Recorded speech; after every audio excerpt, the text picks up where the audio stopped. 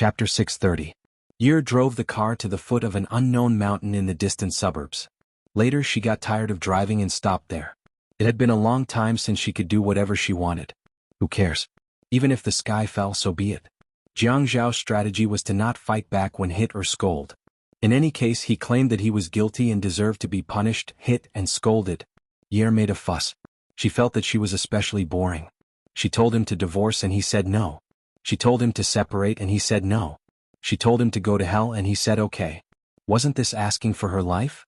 In the end, she was worn down until there was nothing left but annoyance. She felt that she had never been so annoyed with him before. He was so annoying, so annoying. The two of them slept in the car. Yer turned off the engine. Jianghu said, "Turn on the air conditioner." Turning on the air conditioner is bad for the car. Are you an idiot? It's fine. If it gets bad, we can buy another one. Buy the one you like. If you don't turn on the air conditioner and we're so little, you'll catch a cold. Crazy. In the end, he started the car and turned on the air conditioner for the whole night. At dawn, Yer reached out and patted the chair Jianghu was sleeping on. Drive the car back to work. I want to stay here for a while. Yer saw that the scenery nearby was pretty good. There were signs that looked like farmhouses, so she could stay for 2 days. She really didn't want to go back. She wanted to indulge herself and give herself a break. Jianghu slept in the passenger seat. After the chair was leveled, he lay on it. His legs were still uneven. He was too long. He raised his hands and put them behind his head. I'm not going.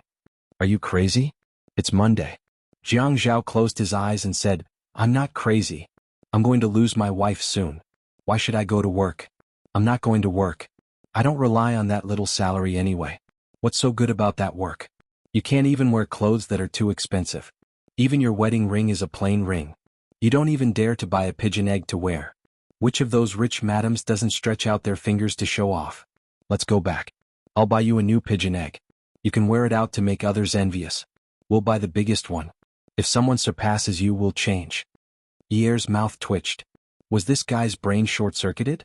Lie down and pretend to be asleep. Jianghu did not hear Yer's reply. He opened his eyes and saw Yer glaring at him with crooked teeth. He chuckled. What do you think? Yer sighed. Jianghu, you should be more rational. You're already an adult, you should be more reliable. This job is not about the salary. The Jiang family and the Qin family are counting on you to enter the provincial party committee in the future, or even move up the ranks. Aren't you afraid that your family will be upset by your words of self-abandonment? If you don't go back with me, why should I go to work? If you don't go back, I won't go back. You're threatening me. Do you know that? I'm not threatening you. I just want to be with you. If we don't split, how are we going to live? Right now, I'm afraid that you'll be next to me. I feel disgusted when you put your hand on me. Yer wasn't lying. She couldn't get rid of the things in her mind. However, she wasn't as agitated as she was last night because she had met a rascal. If she got agitated, he would do something even more agitated. She couldn't handle his tricks anymore. She could only speak softly and talk to him in a gentle manner. Jianghu turned his body to the side. Yer was still lying flat on the mainframe seat. Looking at Yer's face, she was indeed haggard, but the finger marks on her face had faded a lot and were no longer swollen. He also knew that what she said was disgusting, so he tried his best not to touch her. He didn't dare to hug her because if he hugged her, she would start to attack him again and start to be on guard. He knew that she instinctively hated him. He turned around and looked at the sky outside the skylight. She sighed. Yunyi, have you ever thought that it wasn't easy for us to get married? You said that you wanted to marry me in front of so many people. Do you still remember that time when you called me and lied to me that you got into a car accident? When I was about to look for you, you ran out of the crowd and hugged me as soon as you ran out. I was so angry that I wanted to stomp my feet. I was worried that you had gotten into a car accident, but you played with me. You stood in front of me in perfect condition. You made me worry for nothing. I asked you what you wanted to do, and you said that you wanted to marry me. Jianghu was stunned. He closed his eyes and said, What do you want to do? You said that you want to marry me. Yunyi, I will never forget that time when you told me that you wanted to marry me. Do you know that your eyes were like fireworks at that time? It was as if the night sky was lit up all of a sudden. I still remember your tone and expression clearly. It was as if they were carved into my mind with a knife. I remember that you were so confident and firm at that time. You were like a stake that was firmly planted in front of me and I couldn't push you away. It was as if you were determined to marry me and no one could stop you. It was as if you would never regret it for the rest of your life. At that time you were so confident that I was stunned. I will always remember where you were standing at that time. At that time the maple leaves were red, above your head and around you. At that time the golden sun shone through those yezi and shone into your eyes. Yunyi, your eyes were so bright at that time. I will never forget it for the rest of my life. Yunyi, no matter whether you were sincere or not, do you dare to deny that you were pretending to be so determined at that time? Yi listened to him and was a little mesmerized. When she heard the man's slightly hoarse narration, she couldn't help but feel sad. She slowly said, I wasn't pretending. At that time I already wanted to marry you. I thought that I couldn't let Ouyang Yen marry you. If she married you, I would become a mistress. I didn't want to be a mistress. I was determined not to be a mistress. I had this thought. With this thought, she turned herself into the main wife and Ouyang Yen into a mistress. Jiang Zhao listened and let out a long breath. He felt somewhat comforted, gratified and relieved. In short, the soft part of his heart was extremely warm even though it was sour at this time. Yinyi, I know you saw it yesterday. I explained to you that there was nothing between me and her. You didn't believe me but I still told you. Sigh.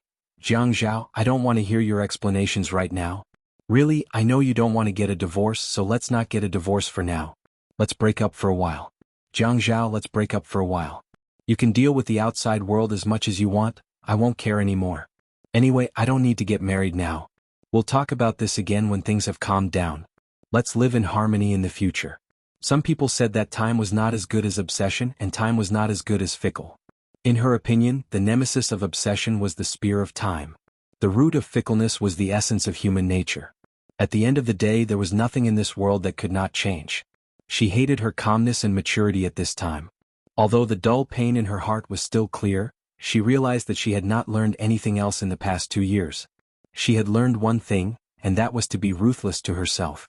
Ever since her father's accident, she had done many things without leaving a way out for herself.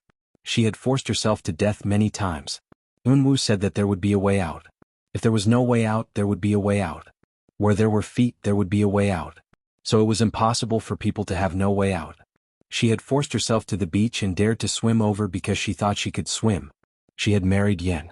She had forced herself to the forest and dared to barge in because she thought there were wild fruits.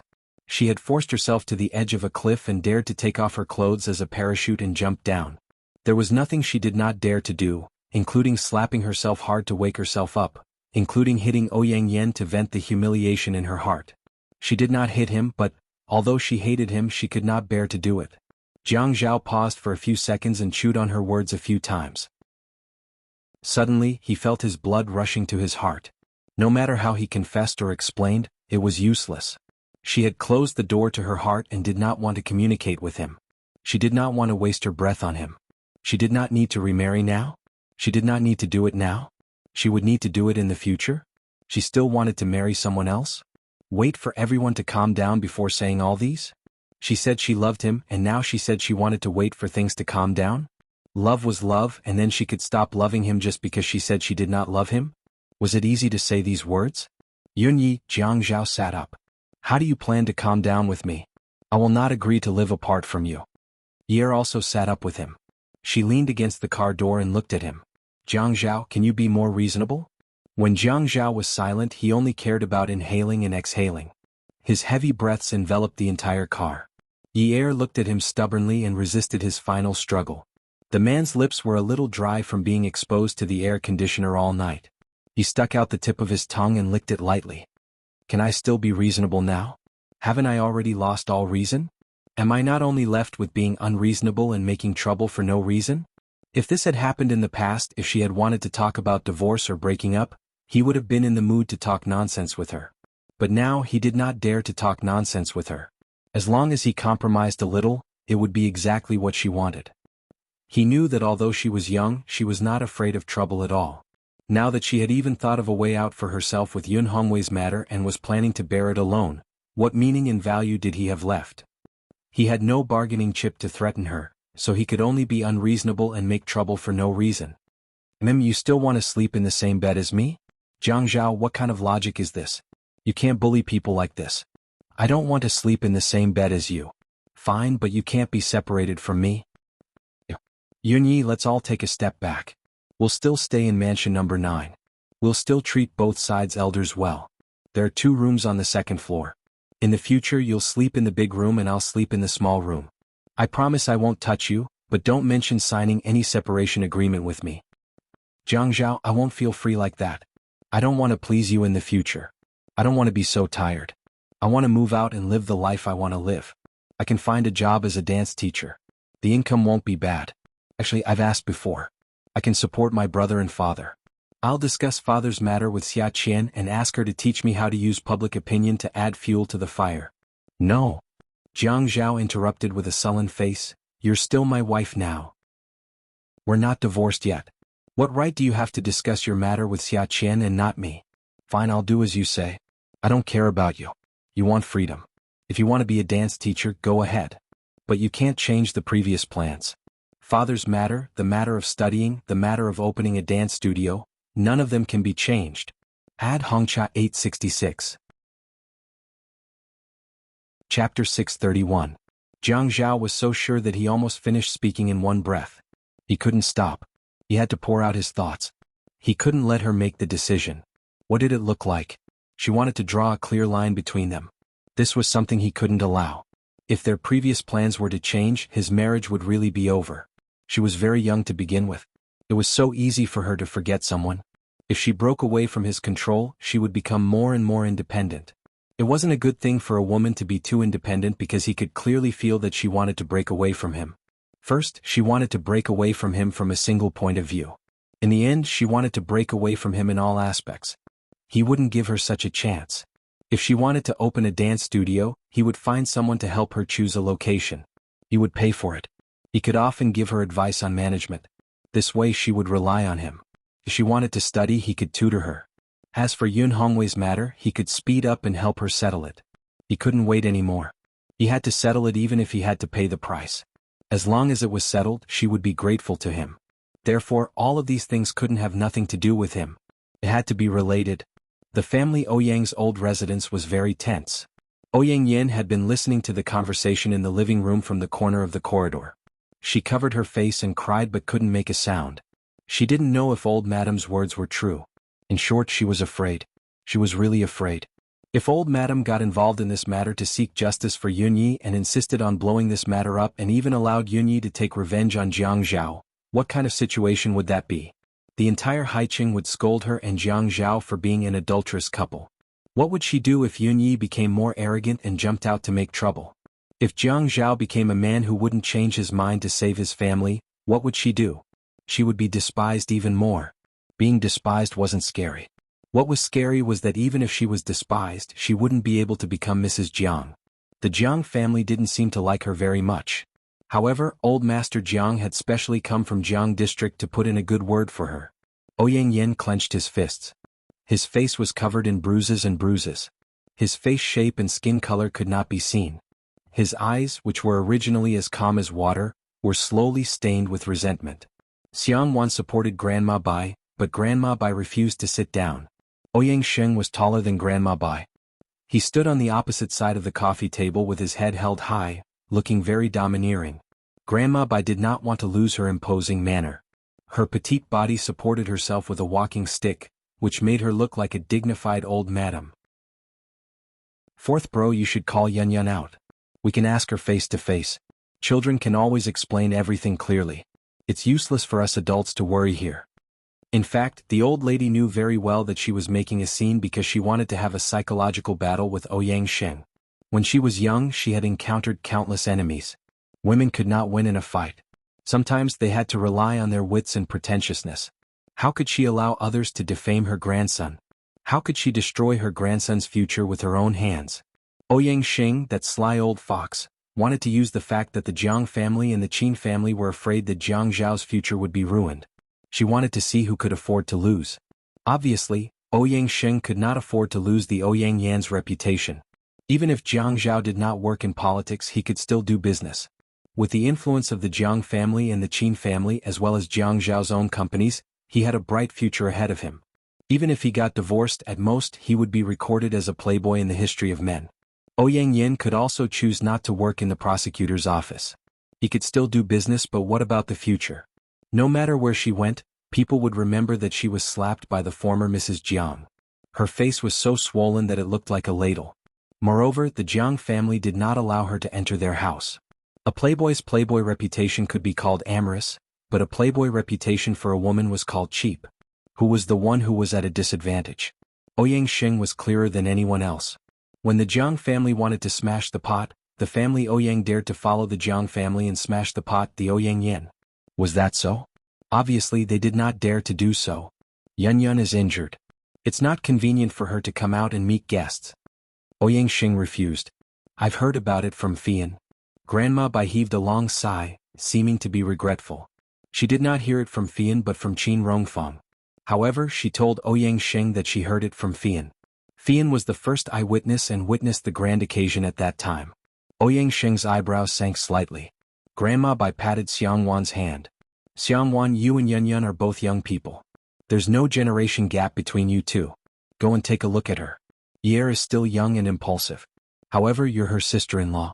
Now that your sister-in-law has hurt someone, you should go and apologize. This lass is really too much. Her own husband had also done something wrong, so why did she keep hitting other people's women? She should also give Jiang Zhao a few slaps on his face as well. A man like him would be afraid of being hit. He would not dare to do such a disgraceful thing in the future. Xiangwan was obedient and witty when she was outside. Her gentle voice had won Grandma Bai's favor.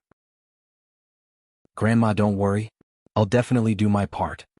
Grandma Bai patted Xiangwan's hand again. Good girl, the daughter-in-law of the Jiang family should do her part. Ouyang Xing held his forehead. He had been scolded many times today. How could a disgraceful thing be used to describe a man having an affair outside? Part? Was she saying that his granddaughter seduced a married man and did not do her part? If he still wanted to live for a few more years, he had to chase away this pack of wolves and foxes. He had already confronted them earlier. Now he only said coldly, I'll ask Yun Yun about this matter. Both of you can go back. Anyway, Yin Yin is not used to eating outside. Grandma Bai laughed and stood up. She pulled Grandpa Zhang's collar. Go, go, go. Take the little devil back. You dote on him anyway. Jiang Rui carried little Yin Yin and stood up. Son, let's go back. Let's go play with Uncle and Auntie. Let's play marbles, okay? Xiangwan's mouth twitched. Marbles? All the diamonds in the box at home had been taken by her son to play with marbles. She had tried to stop him many times, but he always said that they were at home. If they really could not be found, they would come out when the house was cleaned. When she was angry with him, he would say that they were just glass marbles. What kind of people were they? Qin Fian followed Jiang Liqing to find Jiang Zhao's car. When the two of them were surrounded by several military vehicles, one of them looked panicked while the other looked calm and composed. Yer asked anxiously, Jiang Zhao, what should we do? Dad is here. Are we in big trouble? The woman, who had just said that she would be given a holiday, quickly lost her courage and pulled Jiang Zhao's sleeve in fright. It wasn't that Jiang Zhao didn't like it. He thought, Brother Liqing, you came at the right time. My wife is finally willing to touch me. I haven't even jumped into the river and she's already willing to touch me. Dad? Her brother Liqing, you're my dad, my dear dad. Did you hear that? Your daughter-in-law is calling you dad. You have to respond louder later. I'll drink with you more next time. Jiang Zhaoxian leisurely looked at the rearview mirror and adjusted the collar of his coat. Ah, his chest muscles are really sexy. He lightly said, well, I guess he just got into big trouble. Who knows, if he likes it then so be it. What should we do? What should we do if Dad asks? What do you mean what should we do? Anyway, even if the sky falls, we'll use it as a blanket. Jiang Zhao knew that today's beating was unavoidable. Other families' children had stopped using corporal punishment a long time ago, but the Jiang family still kept this tradition. He could almost hear the whooshing sound of his father's whip in the air. How many years had it been since he was whipped because he was smart? The person who knocked on Jiang Zhao's car door was not Jiang Liqing or any other soldier or officer. Instead, it was Qin Fian, a handsome and meticulously dressed man. He was wearing a flashy green sweater in the middle of winter, and his coat was still open. With his hands in his trouser pockets, he wobbled to the side of the off-road vehicle. When he wanted to lean on it and pose, he found that the car was a little dirty, so he immediately stood up straight and knocked on the glass window of the passenger seat with his mobile phone in his hand. A pair of charming phoenix eyes overflowed with a playful smile under the lensless frame glasses. Oh, you've come all the way to the wilderness to date? Jiang Zhao rolled down the window and said recklessly, Are you jealous? Jealous, right? Qin Fian looked at Jiang Zhao, who was wearing a cashmere coat, and Yi Er, who was only wearing a sweater. He reached out and tugged at Jiang Zhao's collar. Brother, when did you go the sexy route? At this time your style suddenly changed. I suddenly felt like I was struck by lightning. Are you planning to steal my rice bowl in the future? What rice bowl? My market is different from yours. Yes. I attract handsome men. You attract. Jiang Zhao noticed that Qin Fian was looking at Yi Er. When he turned around, he saw that Yi Er's face had indeed darkened. He turned around and glared at Qin Fian fiercely, reprimanding in a low voice, You only know how to find trouble for me. Qin Fian smiled devilishly, Don't glare at me. Good luck to you. He paused slightly and looked at Yi Er. Yi Er heard the pause and looked up, coincidentally meeting Qin Fian's eyes. Qin Fian's eyes quickly fell on Jiang Zhao's eyes. Uncle is going to give you a heavy punishment this time. Even if you don't die, you will be skinned alive. Yi Er was shocked. She had heard that Jiang Liqing was a very cruel person, but after getting married she didn't find out. Even if he didn't die, he would be skinned alive. What kind of concept was that? Her little fists unconsciously clenched tightly. Jiang Zhao shrugged, You don't have to say that. I can already feel the murderous intent. It was good that someone was going to punish him. The military car honked a few times. Jiang Zhao said to Yi Er, Drive. Follow Dad's car. If you're tired, I'll drive. Qin Fian walked out of the driver's seat and opened the car door. Sister-in-law, you sit in the back. I'll drive. Yi Er heard Qin Fian's words and shivered the moment she got out of the car. She didn't wear a jacket, so it was really cold. The off-road car followed behind the military car, and there were a few other cars following behind. It was as if they were escorting a criminal. Yi Er's hair stood on end. Thinking about Qin Fian's words, even if he didn't die, he would be skinned alive. She couldn't help but shiver and pat the back of the front seat. Fian, where are we going? Qin Fian drove the car and took a deep breath. The Qin family's old residence. Sister-in-law, you should find something for my brother to fill his stomach with. After being whipped, he probably won't even have the strength to eat. Uncle hasn't whipped anyone in a long time. He really wants to drink human blood. Yi Er's back was instantly drenched in cold sweat. Attention, Song Shu 566. Chapter 632. Yi Er was trembling as she listened. She sat behind Qin Fian and saw that the man in the front passenger seat was sitting there like a dead pig, unafraid of boiling water, as if he was resting. He had always been like this, able to take everything calmly and not panic in the face of danger. Yi Er tilted her head over. Fian, do we have to go to the Qin family's old residence? I haven't eaten yet, I'm a little hungry.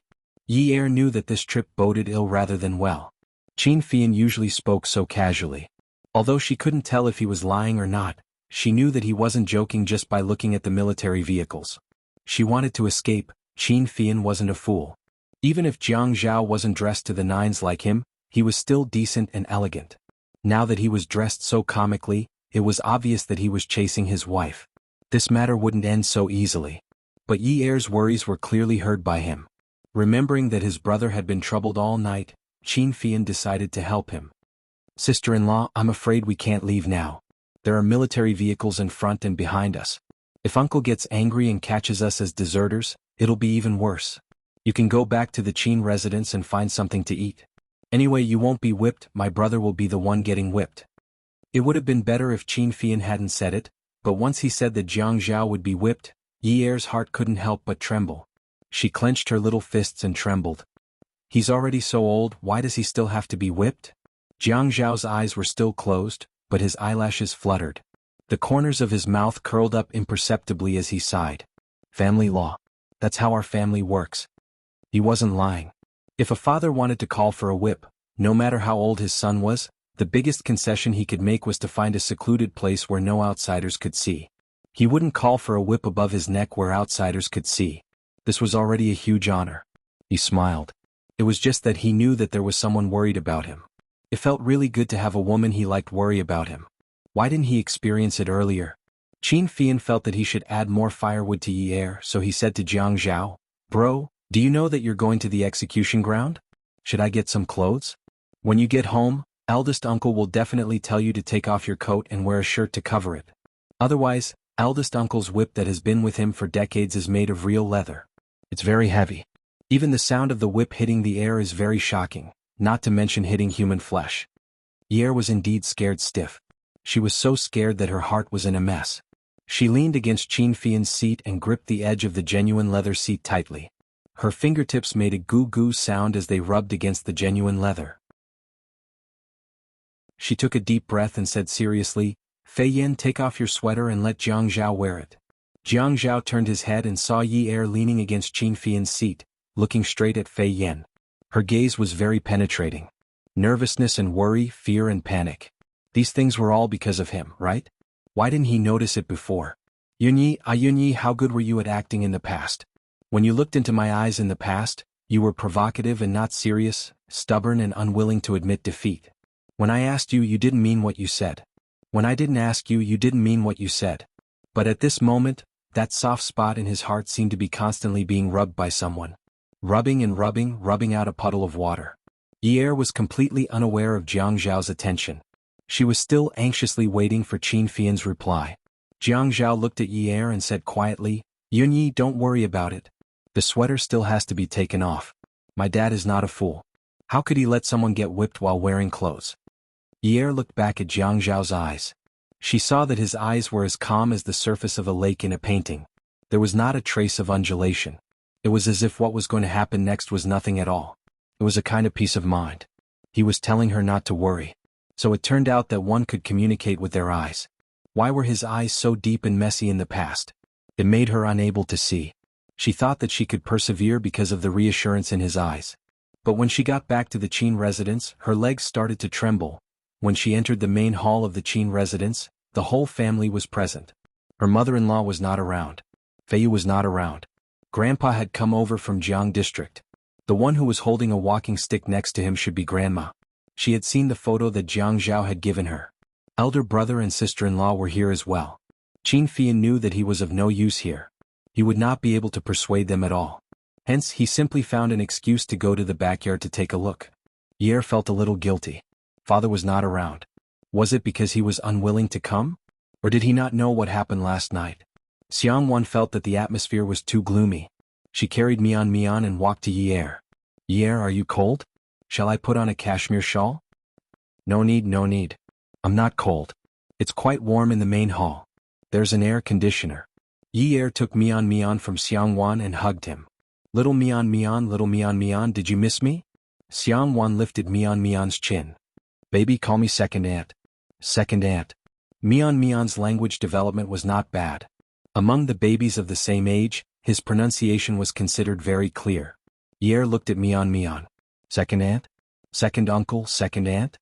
He sighed softly in his heart. The atmosphere in the main hall was stifling. Everyone in the house was holding their breaths. Jiang Liqing's temper could usually be suppressed by the elders in the family. However, if something like what happened to Jiang Zhao happened, no one would be able to stop him. Jiang Liqing was a soldier and an experienced one at that. Discipline was a very important thing to him.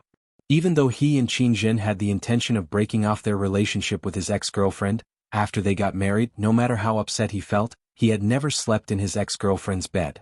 To the Jiang family, this was definitely a disgrace to their family's reputation. As his parents had participated in the revolution, they had traditional values and educated their children using traditional values. Later on, due to the changes in society when it came to Jiang Zhao's generation, there were no longer any rules regarding cohabitation before marriage. However, after marriage there were still restrictions on their behavior. Grandma Bai was a little nervous as she held her walking stick. "Liqing, let's talk about this on the table first. You can't just use corporal punishment whenever something happens. Your child is almost at the age of becoming a father. If you can, don't use force to solve it." It was inevitable that they would be closer to their grandson. As his grandparents, how could they not protect him? However, since things had turned out this way, the two elders couldn't really say anything. Especially since Yi was also around, it would not look good if they tried to protect him.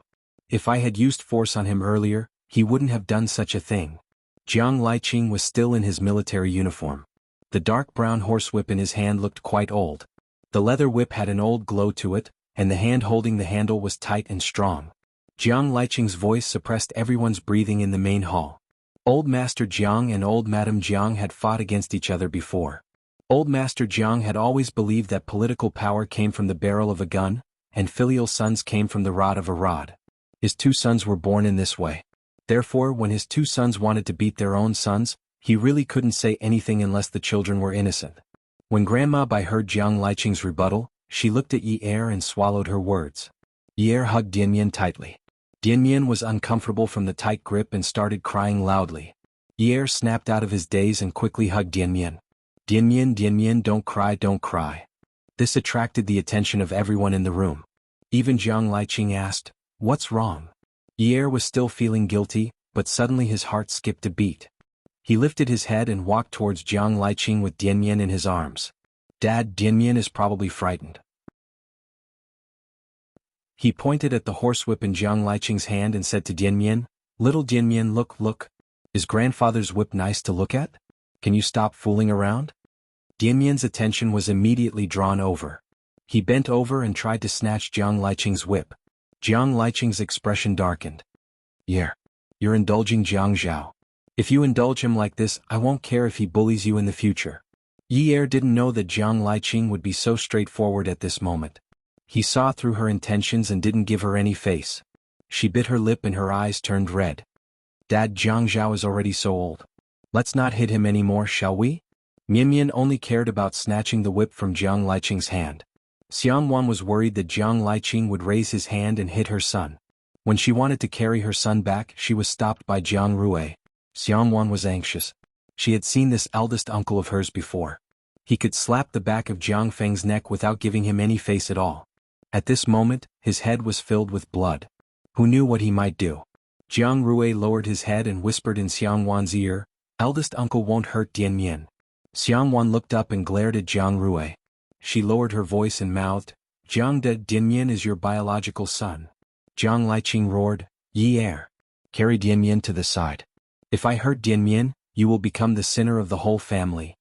Yi Er was shocked. Dianmian was also frightened by Jiang Liqing's loud voice and started to cry. Xiangwan pushed Jiang Rui away and quickly walked over to Yi Er.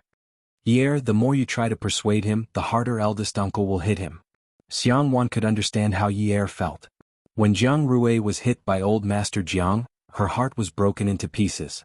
The men of the Jiang family were filial. Hence, they didn't dare to complain when they were punished.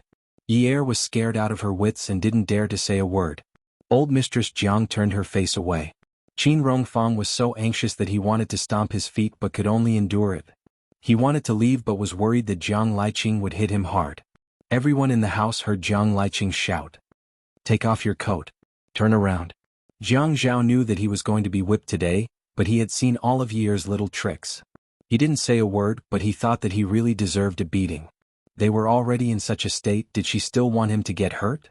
Just like yesterday she had slapped her and Ouyang Yan's faces, but she didn't slap him at all. The more he thought about it, the faster he took off his coat. He threw the cashmere coat on the floor. Although there was an air conditioner in the main hall, he still felt the cold wind when he was half naked. Jiang Rui supported Xiangwan. Xiang, take Dianmian out. Don't leave him here. You'll scare him." Xiangwan carried Dianmian out from Yi Er's arms. Yi Er immediately grabbed Jiang Rui and said in a trembling voice, "Big brother, can't you tell Dad? Can't you not hit him?" Jiang Rui really didn't know what to say. The Jiang family was different from other families. If the elders really wanted to hit him, no matter how arrogant the children and grandchildren were, they would have to kneel. "Yi Er, go out with your sister-in-law. Don't stay here." "Pia?" Yi Er felt as if her eardrums were about to burst. She suddenly turned around and saw that Jiang Zhao was already facing outside the main hall. His back was facing the main seat of the main hall. On his back, which was still sturdy and broad just a moment ago, there was now a long and ghastly wound. Qin Fian said that eldest uncle's whip really wanted to drink human blood. Yi Er covered her mouth. Unknowingly, tears were already on her face. That whip was obviously aimed at her heart. When the whip landed, her heart was bleeding profusely. Welfare Hongcha 866. Chapter 633. Ever since she was born, she had never seen anyone use a horsewhip to whip their own son. Was this really his own son? If he was, how could he bear to do it? Was it because of what happened yesterday? She was clearly the victim yesterday. None of the victims jumped out to hit anyone. How could a father hit someone? The next whip landed with a PS sound. Everyone lowered their heads. Old Madame Yi clutched her chest and didn't dare to look. Jiang Liqing used the tone he used to train soldiers. You've made me lose all my face. You wolf cub, you're still a public servant. You're still my son. Now, I can't even straighten my back when I walk out. How could you do such a wicked thing? You even caused the Jiang and Qin families to be threatened by the family Ouyang. You're not a thing. Ye suddenly understood. Threatened by the family Ouyang? The implications of this matter were so big? Was it because she hit Ouyang Yen? The blood on Jiang Zhao's back felt wet. Ye's scalp felt tight and numb. When the whip was about to land again, Ye rushed over and grabbed Jiang Liqing's wrist. Jiang Liqing glared at her. Ye panicked, but she didn't dare to dodge. She cried and shouted, "Dad!" She held Jiang Liqing's hand tightly. Ye knew many rules in the Jiang and Qin families. Jiang Zhao said that all of them had been punished to kneel before. When they were young, they were often punished to kneel because the elders felt that they were very powerful. She slowly knelt down, unable to feel the cold air on the floor because the chill in her heart was already heavy enough. She raised her head, tears blurred her vision as she said earnestly, "Father, I'm sorry. This matter. I didn't expect it to blow up to this extent. I was the one who hit Ouyang Yen. I slapped her a total of 16 times. I'll take responsibility for what I did. Please, please don't hit Jiang Zhao." Old Madame Yi was shocked. 16 slaps. Oh my God. Was he beaten until he was deaf? When she saw that her granddaughter-in-law had stepped forward to plead for leniency, she quickly stood up and pulled Jiang Liqing back. "Liqing, look, even Ye has said to let it go." Qin Rongfang had always been protective of his children. Jiang Zhao had basically been in Haiqing for more than 10 years, and they had a deep relationship. When they got married, he could jump out and stop Jiang Liqing from getting physical. He could say, "It's just a marriage, so be it. It's not a big deal." But the nature of this matter was different. If Jiang Zhao was willing to divorce and marry family Ouyang, it would be fine. But if he wasn't, it would be a mess. Seeing that Ye had stepped forward, Qin Rongfang thought that the time had come. He couldn't hit him anymore. "Liqing, it's about time. 2 lashes. You'll have to recuperate for at least half a month." When Jiang Zhao turned around, the frown that had been on his face when he was being hit earlier had disappeared. When he saw Ye kneeling on the ground, he couldn't help but laugh. He tugged at Ye's sleeve. "Yun Yi, get up. Someone will help you vent your anger. When you're no longer angry, let's go home, okay?" Ye's heart ached. This wasn't the right way to vent his anger. He let go of Jiang Zhao with one hand, but he didn't dare to let go of Jiang Liqing's hand with the other. He pushed Jiang Zhao away and said, "It's none of your business." "All right, I won't bother with you. Get up. Don't kneel. It's winter. Or you can go home first. Don't stay here and watch. Just think that I deserve to be hit. You can't do it, so your father-in-law will do it for you. That way you'll feel better." Jiang Liqing added, "Ye get up. I'll seek justice for you." In Jiang Liqing's eyes, regardless of whether he sought justice for his daughter-in-law, Jiang Zhao's son still had to be taught a lesson. Now that this matter had escalated to this point, the elders on both sides were alarmed.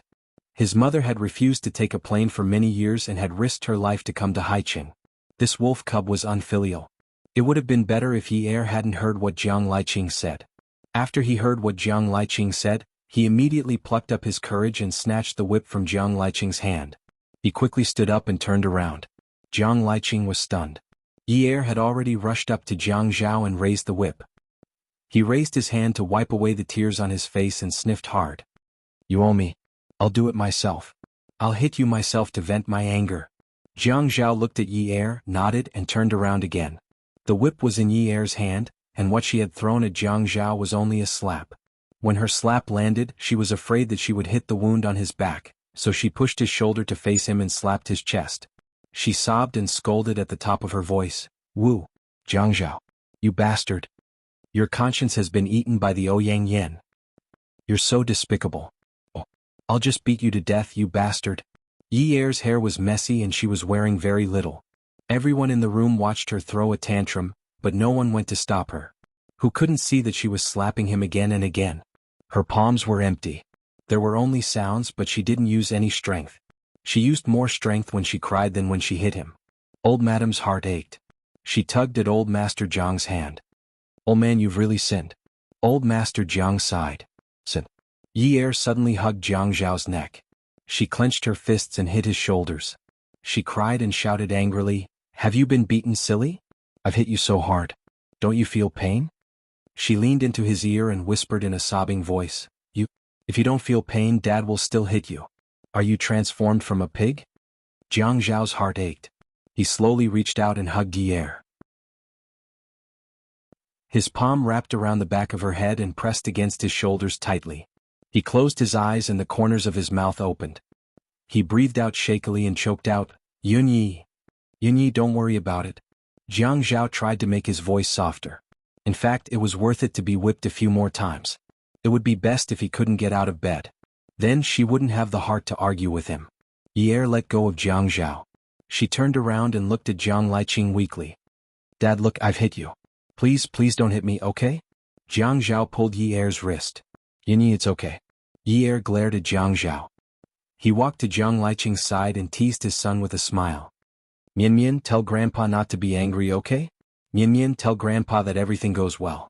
Mian reached out his chubby hand to grab Jiang Liqing's epaulette. The epaulette that represented the military rank had a silent dignity. Mian leaned over and kissed Jiang Liqing's face. Then he said, "Grandpa, everything goes well. Mian wants this." The whole family laughed. "Ah, you little brat. You're not even 2 years old yet you want either a whip or an epaulette. Come, let Grandpa kiss you." Then he kissed Mian's soft little face. Ye saw this and quickly picked up the coat on the ground and put it on Jiang Zhao. Jiang Rui threw Mian into Jiang Liqing's arms so that he wouldn't be free. He also instigated Mian. Mian, Grandpa has a gun. Kiss Grandpa a few more times and let him bring you to play with guns." Jiang Rui made a shooting gesture for Mian to see and added, "Pia. Pia." He tempted Mian. A boy's toys were always guns or cars. Mian was no exception. When she heard Jiang Rui say that Jiang Liqing had a gun, she reached out and hugged Jiang Liqing's neck excitedly. "I love Grandpa, I love Grandpa. Grandpa is the most handsome." Then she laughed and snuggled into Jiang Liqing's neck.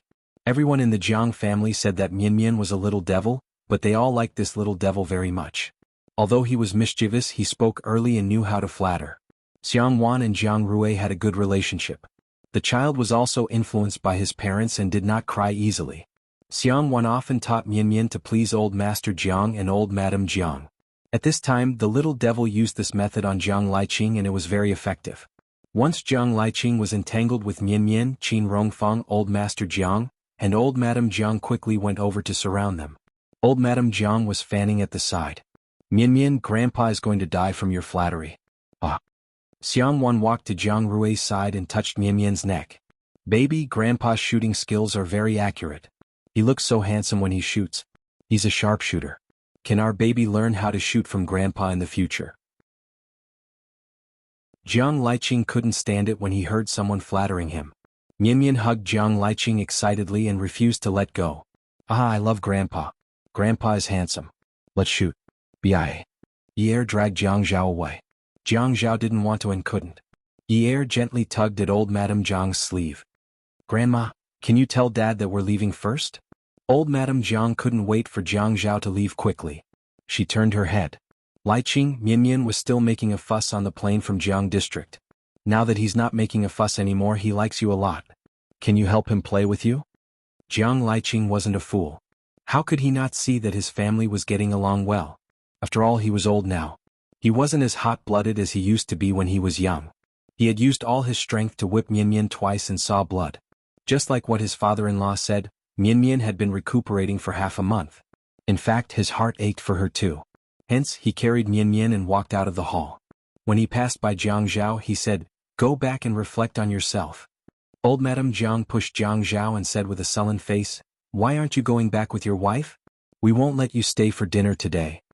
Old Madam Jiang wasn't sure if Jiang Liqing would throw a tantrum again after a while, so she felt more at ease sending him away. Ye forgot to exchange pleasantries with the whole family and hurriedly pulled Jiang Zhao away. Qin Fian sat on the swing in the side courtyard. It wasn't that he didn't hear the commotion in the main hall. It was so loud that it was hard not to hear it. He thought to himself that the 2 whippings he took today were worth it. He raised his wrist and looked at the time. The surface of the watch was clean and bright, and the diamond inside shone brightly under the sunlight. He tapped the surface of the watch with his other hand and chuckled. "Fake watch, what a beautiful fake watch." Jiang Zhao thought that the matter was over. Since Ye had jumped out to help him, he thought that since he had already lost his face, why should he care? It turned out that there was no difference between losing face once and losing it 10 times. Hence, he sat in the front passenger seat and pulled Ye's hand.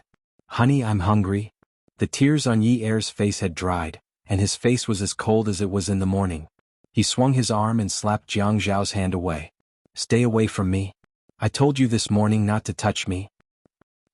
Jiang Zhao retracted his hand. He couldn't even pretend to be cool when he was in the wrong. "But you touched me first. I'm not going to talk nonsense with you. I'm sending you back now." "What about you?" "I'm going out to look for a house." Jiang Zhao knew. Ye groaned in her heart. "You don't have to move. I'll move. Don't let Dad find out. Just say that I'm on a business trip. You saw for yourself that Dad wasn't around today." This means that the Jiang and Qin families didn't tell Dad about this. You don't want him to worry, right? After all, in his eyes, we are still very loving. He has a weak heart, right? Ye drove the car. She thought that this was good too. She didn't want to agitate Dad. Beauty novel Songshu 566. Chapter 634. He could have stayed silent, but Jiang Zhao asked shamelessly, "Yunyi, why did you help me just now?" Ye answered against her will, "I don't think violence can solve problems." "All right, let's not talk about it anymore." Jiang Zhao said dejectedly, "If you don't want to tell me, I won't ask. Help me apply medicine on my back when we get back."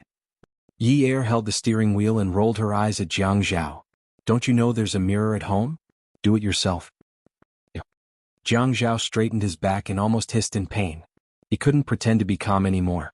He wanted to say that he could move out, but his back was injured and it would be convenient for her to help him apply medicine if he stayed at home to recuperate for 2 days. 2 days was 2 days, but she was so ruthless. "How do I apply medicine on your back? I can't turn my hand." "There are beauty salons and massage parlors in the neighborhood. Take your medicine and give them some money to apply it for you." Ye snorted coldly after she said that. "In this world, everything will turn if you leave someone. I don't believe that you can let your back rot without me applying medicine for you. If you really can't do it, there are so many servants in the Qin family. You can go back to the Qin family every day to eat with them." Yunyi. A day as husband and wife means endless devotion for the rest of your life. That's how you are. Jiang Zhao couldn't care less and started to take advantage of her. "Yes, it was broken when you did that stupid thing yesterday. What's there to be grateful for?" Ye's temper was like that of a hooligan. She was already a broken jar in front of Jiang Zhao, so she wasn't afraid of falling. "But you helped me just now." Jiang Zhao was so anxious that his neck turned stiff. "I was impulsive. Now that I think about it, why did I do that? You're going to be someone else's husband in the future. I'm protecting you so well, so I'm protecting her. I'll stop the car and you can take a taxi back to get whipped." Ye said heartlessly and really stepped on the brakes. "Get out of the car."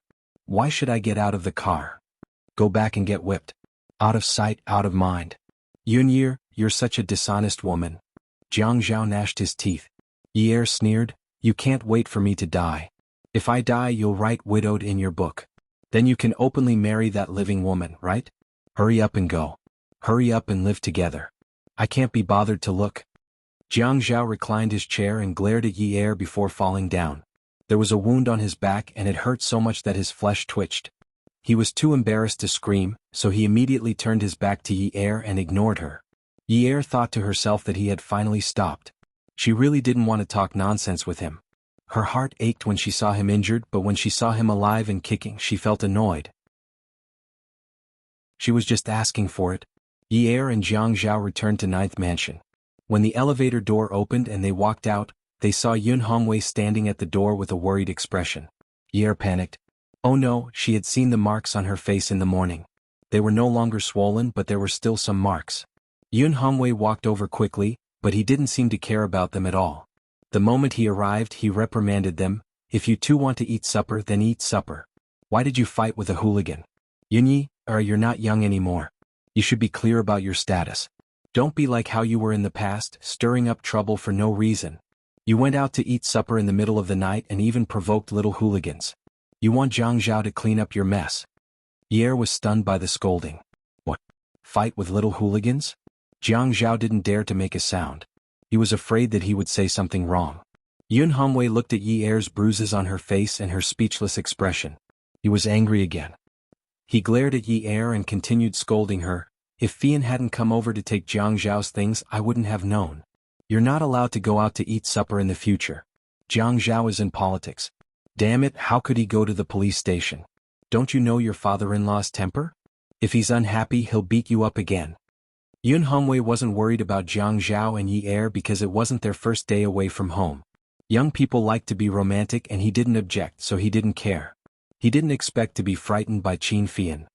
Qin Fian came over early in the morning with Jiang Liqing before the sun rose. Jiang Liqing was afraid that he would expose the matter as soon as he went upstairs. He couldn't control his temper, so he asked Qin Fian to go upstairs and check if Jiang Zhao and Yi Er didn't bring their phones. Qin Fian knew that he couldn't say too much, so he stammered to see Yun Hongwei's reaction. Yun Hongwei didn't think too much about it. He led Qin Fian into the house and said politely, Fian, Jiang Zhao and Yi Er went out to eat supper last night and haven't come back yet. They're probably staying outside. If you want to find Jiang Zhao, I'm afraid you'll have to wait for a while. Qin Fian's mind was working very fast at this moment. He thought about how Yi Er had beaten him last night and continued stammering. Hey Uncle Yun. What's wrong? Didn't my brother go out to eat supper with sister-in-law last night? Qin Fian glanced at Yun Hongwei. He looked like he wanted to say something but stopped. He was actually waiting for Yun Hongwei to reveal more information. Yun Hongwei knew that Qin Fian and Jiang Zhao had a good relationship and treated everyone well. Moreover, Qin Fian looked like he wanted to say something but didn't dare to. Yun Hongwei was worried sick. He thought that something big must have happened, so he asked anxiously, Did something happen? Last night, Yi Er wanted to eat supper, but Jiang Zhao said it was too late. She got angry and ran away. Jiang Zhao only put on a coat and chased after her. He said he would take her out to eat and hasn't come back yet. Uncle Yun. Qin Fian pulled Yun Hongwei into the living room. I'm going upstairs to my brother's room to get something. Something happened to him. Yun Hongwei asked anxiously. Qin Fian sighed. Didn't he take sister-in-law out for supper last night? Who knew that both of them would go to a roadside stall to eat? In the end, they met a few drunk hooligans who were flirting with my sister-in-law. How can my brother tolerate it? He got into a fight with them and he is still in the police station. Last night there were a few new policemen on duty. They refused to believe that my brother is the deputy mayor and refused to let her go. What? Yun Hongwei was so angry that he was speechless. This is outrageous. But Jiang Zhao was dressed like that yesterday. No one will believe him. Who would wear a coat during the winter? No one will believe that he would eat at a roadside stall. Qin Fian patted Yun Hongwei's back and started to threaten him. Uncle Yun, don't be anxious. You must not make a fuss about this. My eldest uncle is still angry and wants to get Yi Er out. Although it is easy for him to get Yi Er out, he still wants to save his face. If you throw a tantrum again, my eldest uncle will surely beat my brother up. You must bear with it. My brother is also trying to protect sister-in-law. That's why he got into a fight with those hooligans. Am I right? Yun Hongwei listened to Qin Fian's analysis. How can he lose his temper?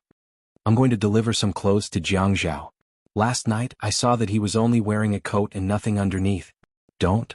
Qin Fian put his arm around Yun Hongwei's shoulder, pushed up his glasses and pushed him to sit on the sofa. Uncle Yun, you don't know my uncle-in-law's temper. Even if you are his in-laws, he still wants to save face. Now that he's in the police station looking for someone, if you go, he will definitely feel that he has lost all his face. He will definitely vent his anger on my brother. He will definitely say that my brother made him unable to straighten his back. He will feel that he has never bent his back in his life, you know? Don't take the clothes. My uncle-in-law will definitely throw them away when he sees them. He will definitely say, forget about the coldness of this wolf cub. Let's end this once and for all. Qin Fian went upstairs alone and entered Jiang Zhao's bedroom. He called both of their mobile phones and they were still in their pockets. After confirming that they did not bring their mobile phones with them, he went downstairs. As long as they did not deliberately ignore their family's calls, it meant that they were not so weak that they could not be dealt with. Yun Hongwei was basically frightened by Qin Fian. Until Qin Fian left, he was anxious and did not dare to go to the police station to take a look. Only after he left did he realize that he did not even ask which police station Qin Fian was locked up in. Jiang Zhao listened to Yun Hongwei's words. Little hooligan? Locked up in the police station? Good lord, Fian was really his biological brother. Now the wound on Yi Er's face had a source. He hugged Yi-er's shoulder. "Dad, it won't happen again." Yi-er was very cooperative and stuck to Jiang Zhao's embrace without moving. Jiang Zhao smiled. Yun Hongwei stood in the same place. "Go in," he said coldly. Jiang Zhao looked at Yun Hongwei's expression as he glared at Yi-er. There seemed to be a kind of anger in his expression. If it was any other time he would have to explain and protect his wife. But now that he was at a low point, Yi-er also had the intention to help him cover it up. And the purpose of covering it up was clear to him. Yun Hongwei wanted Yi-er to be happy, and Yi-er was also afraid that Yun Hongwei would be worried. It was not that he was heartless or unjust, but at this time he also had no other choice. Yi-er now had the intention to fight to the death with him. He had to think of a way not to move. He walked to the shoe cabinet and changed his shoes. He bent down and frowned painfully. A hard-to-suppress groan came out of his mouth. On the way back, Yi-er had told himself that he had to be more ruthless with him. After all, he had already been whipped and no one would continue to hit him. Leaving the wound would be good as a lesson for him. So when Jiang Zhao cried out in pain, Yi-er pretended not to see. He changed his shoes and went upstairs. Jiang Zhao knew that Yi-er would ignore him, so he was not surprised. But Yun Hongwei played right into his hands. He came over and asked, "Jiang Zhao, what's wrong?" Jiang Zhao said a little embarrassedly, "Dad, it's nothing." After saying that, he straightened his back unnaturally. He purposely tried to separate his back from the material of his clothes. The large lapel in front of his chest exposed his chest. This looked really undignified and very comical. Yun Hongwei had always known that Jiang Zhao was a person who placed a lot of emphasis on appearance. The things in the house were placed very neatly and were very clearly categorized. There were some small drawers under the big tea machine in front of the sofa. What things were placed in each drawer was carefully categorized. The remote control was all placed together and could not be thrown around randomly. Although his clothes were not fashionable, he had always been meticulous. Today's messy and undignified appearance made Yun Hongwei a little worried. "Is your back hurt?" In Yun Hongwei's eyes, Jiang Zhao stooped and stood up with his back leaning back because he was afraid of touching his back. The wrinkles on his eyebrows couldn't be for no reason. Was it the little hooligan that Qin Fian mentioned? Or was it his in-law's whip? No. How could there be such a thing? Jiang Zhao deliberately made it look like he was panicking because he had been guessed correctly. Then he shuffled his slippers as if he was trying to escape quickly. Yun Hongwei was an elder. Jiang Zhao called him dad, and also cared for Yi-er very much. Yun Hongwei saw it all. His son-in-law was good to his daughter, so what more could he ask for? He was definitely satisfied with Jiang Zhao. At this moment he was dodging because he was afraid that he would worry. "Jiang Zhao, take off your jacket." Yun Hongwei was unwilling to let Jiang Zhao go. "Dad, why do I have to take off my jacket? It's so cold. The temperature in the house is constant. There's also floor heating. How can it be cold? Come and see." Xingwu 799. Chapter 635. After a long period of stalemate, Jiang Zhao reluctantly took off his jacket, revealing his perfect upper body that was firm and not too fat. Then, under Yun Hongwei's request, he reluctantly turned his back around, revealing his bloodied back to Yun Hongwei. When he heard Yun Hongwei running to the stairs in the hall, he shouted angrily upstairs, "Yunyi, get down here." A sinister smile appeared on his face as if his plan had succeeded. Yun Hongwei rarely used the word, "get lost," so he was furious. Jiang Zhao leisurely prepared to put on his clothes. Anyway, Yun Hongwei was the only one in the family who could control Yi-er, so he couldn't blame him for using Yun Hongwei against her. Who told her not to reconcile with him? Who told her to be so fierce? Who told her to say one thing and mean another? Who told him to want to reconcile with her? As soon as Yun Hongwei finished shouting, he turned around and saw Jiang Zhao about to put on his coat. He immediately stopped him. "Jiang Zhao, what are you doing? Don't wear it. Look at your back. It's completely burnt. Your clothes are dirty. It'll get infected." Jiang Zhao said, "Oh." He snorted and said, "I'm fine." He didn't even care about his wife. If it got infected, so be it. When Yi-er heard Yun Hongwei shouting for her so loudly, she immediately ran downstairs. To be honest, it was already past noon and she hadn't eaten yet. She was starving, but she didn't feel dizzy at all. It was really strange. When she ran downstairs and saw Jiang Zhao shirtless, she was stunned. After a moment of clarity, she said, "Jiang Zhao, what are you doing?" "Yunyi, go and take a look at your husband's back." Yun Hongwei was furious. He knew that Yi Er was throwing a tantrum and ignoring Jiang Zhao because she was unhappy about something. Did he waste his time talking to her? Even if she was throwing a tantrum, her husband, the pillar of the family, was severely whipped. How could she run upstairs like this? Jiang Zhao said embarrassedly, "Dad, I already said that it's fine." Yun Hongwei did not answer Jiang Zhao.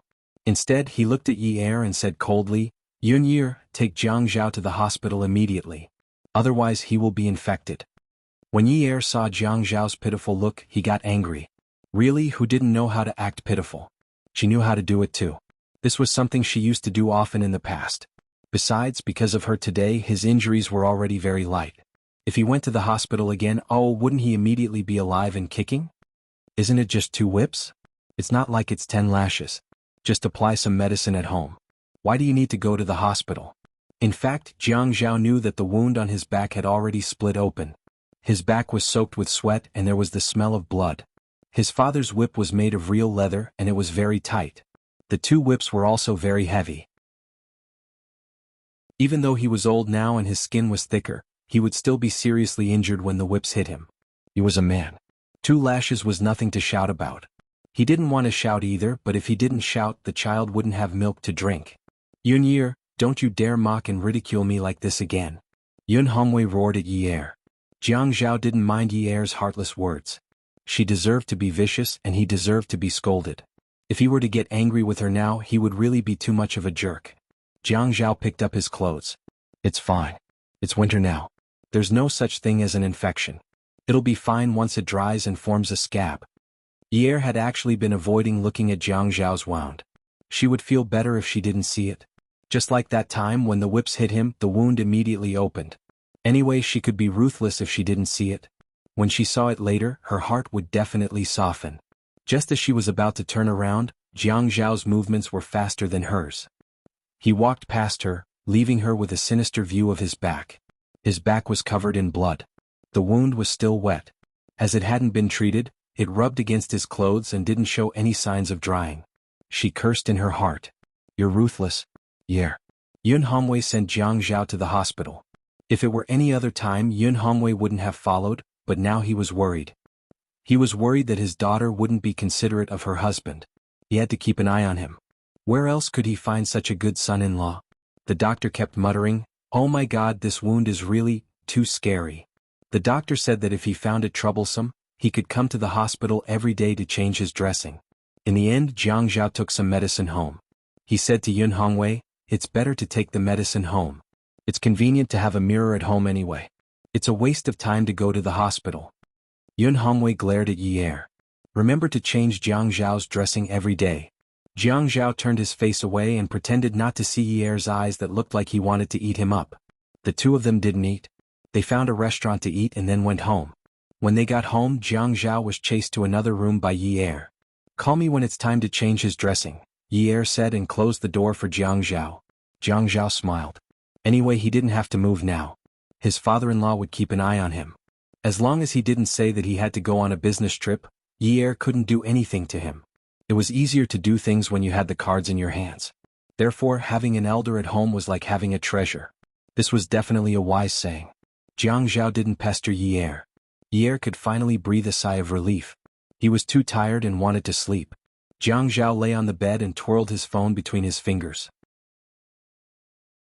After playing with it for a while, he swiped open the interface and found Zhuang Yichen's number. He dialed it. Zhuang Yichen was at Xingchen Building. After an emergency meeting, the door to the conference room was pushed open. Li Yong, who was in his 40s, walked over with Zhuang Yichen's phone and handed it to him.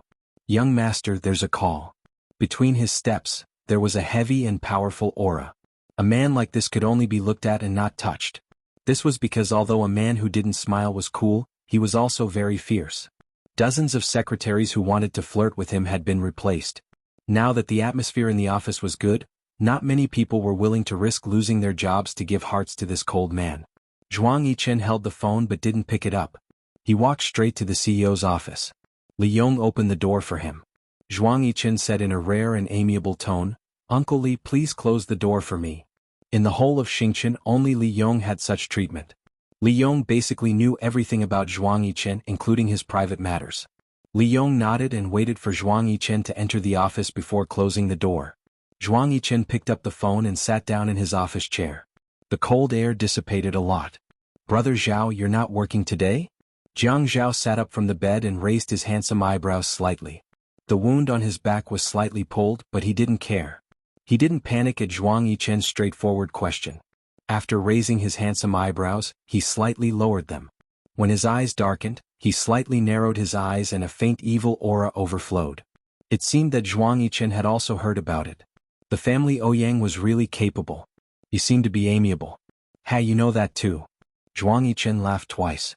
"As the saying goes, good things don't leave the house, but bad things spread far and wide. But I don't think a romantic history is a bad thing. Am I right?" Jiang Zhao touched his eyebrows and said in a casual tone, "Yes, I think so too.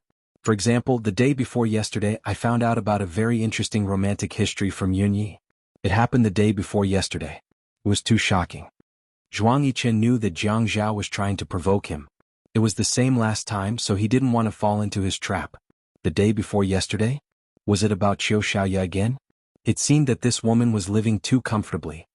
"Ha, only you would listen to a woman's words so enthusiastically. Haha, interesting words. It sounds quite interesting. But you won't be interested in knowing, so I won't talk about it with you."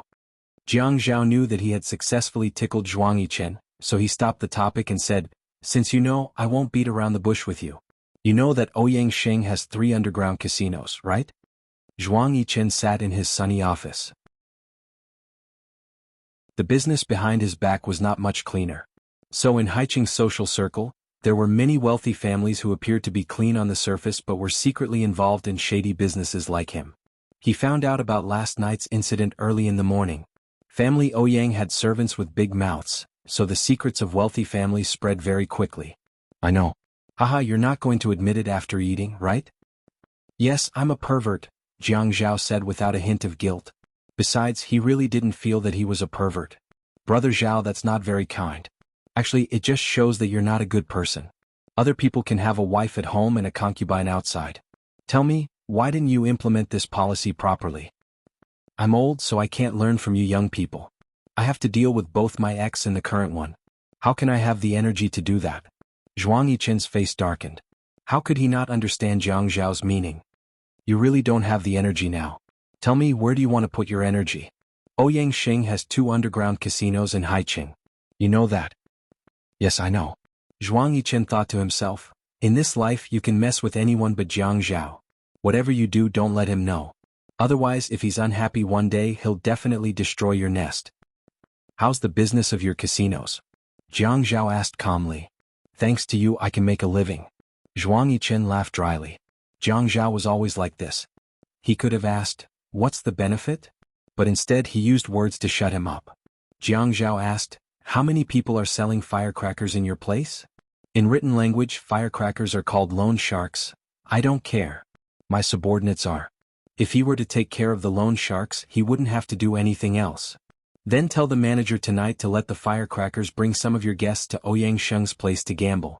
His nephew is in charge of the casino in the west corner. As long as you see him there, make some trouble. Remember, you must only make trouble when his nephew is there. That guy is timid and can't take it. He's just an embroidered pillow. Haha, Brother Zhao, if my men go in, you have to get them out. I don't believe that people can keep their mouths shut these days." Although Zhuang Yichen knew that there was a risk, he believed that Jiang Zhao had the ability. They had been in a difficult situation for many years, so they were confident. "Yes, I know. I'll make the arrangements."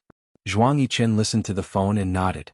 He asked again, "Since you know where his casino is, why don't you just destroy it and show him who's boss? Don't tell me you only want to expose his nephew and damage his reputation a little?" He didn't believe that Jiang Zhao was someone who would go easy on him. "What do you mean by showing him who's boss?" "The Zhuo family is working on a big project with the family Ouyang. I can't damage the Zhuo family's interests for my own matters. I can't make it too ugly on the surface. When the project ends in March next year, I'll deal with him. So now, I can't let him feel that I'm messing with him. If I drag someone over to destroy his casino, he'll definitely guess that it's me and be on guard. But I have to vent my anger and damage his reputation. It'll affect his business and reputation, and fine him a huge sum of money." Welfare Xingwu 799. Chapter 636. Don't be so scheming. If you're so cruel, I'll be scared to be in the same boat as you. You're really calculating. Once something happens to the family Ouyang, if the family Ouyang breaches the contract and can't participate, the Zhuo family will get all the benefits. After Zhuang Yichen finished speaking, he laughed out loud.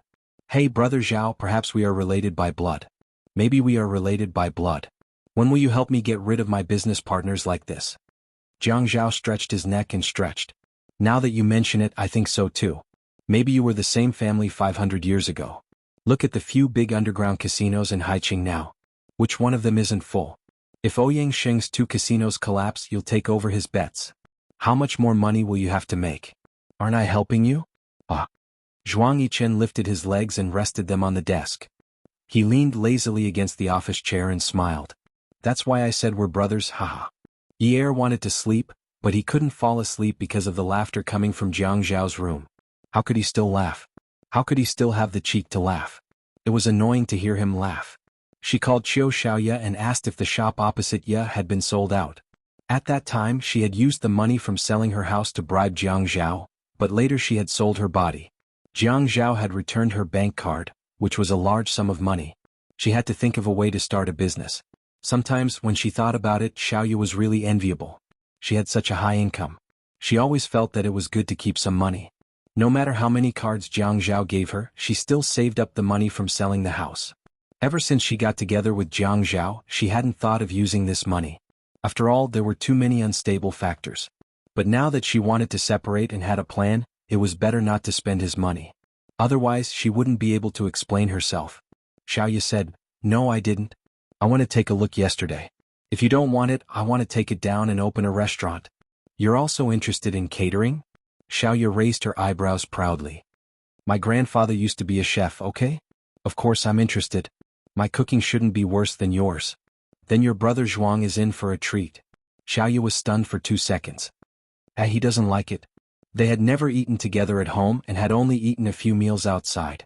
He did not know that she knew how to cook. Then cook it for me in Chen another day. I want to eat it ready-made. As long as Jiang Zhao was in the house, she was the one who cooked. She was also picky. The food made by the auntie did not taste good. If someone made delicious food for her, she would be more than happy. I want to collect money. Xiaoye said. Did you make money? Xiaoye clenched her little fists and said confidently, of course. Making money is my brightest goal in life. Making money is the happiest thing in my life. Okay. Boss Chiu, you'll definitely be a big entrepreneur in the future. How about this? I'll look for you tomorrow. You know a lot. Help me take a look at the shop and give me some advice. Okay, it's free. Just treat me to a meal at Sea Moon Restaurant. You're so generous. Jiang Zhao hung up the phone. He could only lie down to rest. He was not used to sleeping like this. Thus, he held his phone in his hand and scrolled through the photos. When he saw Yi Er's side profile, he was very satisfied. He typed a message and sent it to Yi Er. Honey, when are we going to take a set of wedding photos? Jiang Zhao kept staring at the screen until he almost fell asleep, but he did not receive a reply. God, they were living under the same roof and she was already so arrogant. What if she was still like this when she went to class or opened the shop? Wouldn't he be worried sick if she didn't answer his calls or reply to his messages all day long? He got out of bed and opened the door. Their room was at the end of the right, so it was only a few steps away. He gently turned the lock. It was not locked from the inside. A crack slowly opened. The woman on the bed was sleeping very soundly. After a day and night of torment, it was hard not to be tired. He took off his slippers, climbed onto the bed and lay down beside her. He snuggled closer to her, but it was not enough. He put his arm around her waist. It was more comfortable hugging her, so he snuggled closer. Then both of their breaths began to even out. In the family Ouyang's old mansion, Ouyang Yan had been sitting at the top of the stairs ever since the Qin and Jiang families left. Ouyang Sheng was anxious, but it was useless. Yun, don't keep quiet. Say it. Yun, tell Grandpa what you want. Grandpa will satisfy you. What do you want to do? Eat something? Ouyang Yan slowly raised his head. His face was bruised and his eyes were red and swollen. Tears rolled out of his eyes. His voice was cold, and when he gritted his teeth he said viciously, Grandpa, I want Yunyi to die a horrible death. I want her to die a horrible death. No, I don't want her to die. I want her to live a life worse than death. I want her family to be destroyed and she will be betrayed by everyone. She will not have a good ending. Ouyang Sheng was bent over to comfort his granddaughter. At this moment he slowly stood up straight. His eyes were cold as snow and he nodded. Go eat. Grandpa agrees.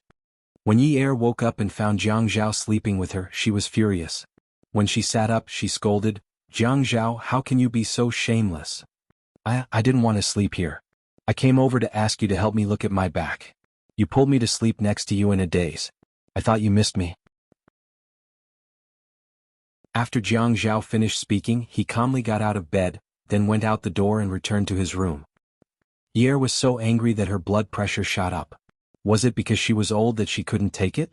Although Grandma Bai told Jiang Zhao that she wouldn't let them stay for dinner, it seemed that she didn't want to see him. But after dinner, Jiang Rui and Xiang Wan still carried Mian Mian and brought some toys to number 9 mansion. Yi Er served them tea. Jiang Rui and Jiang Zhao went to the study.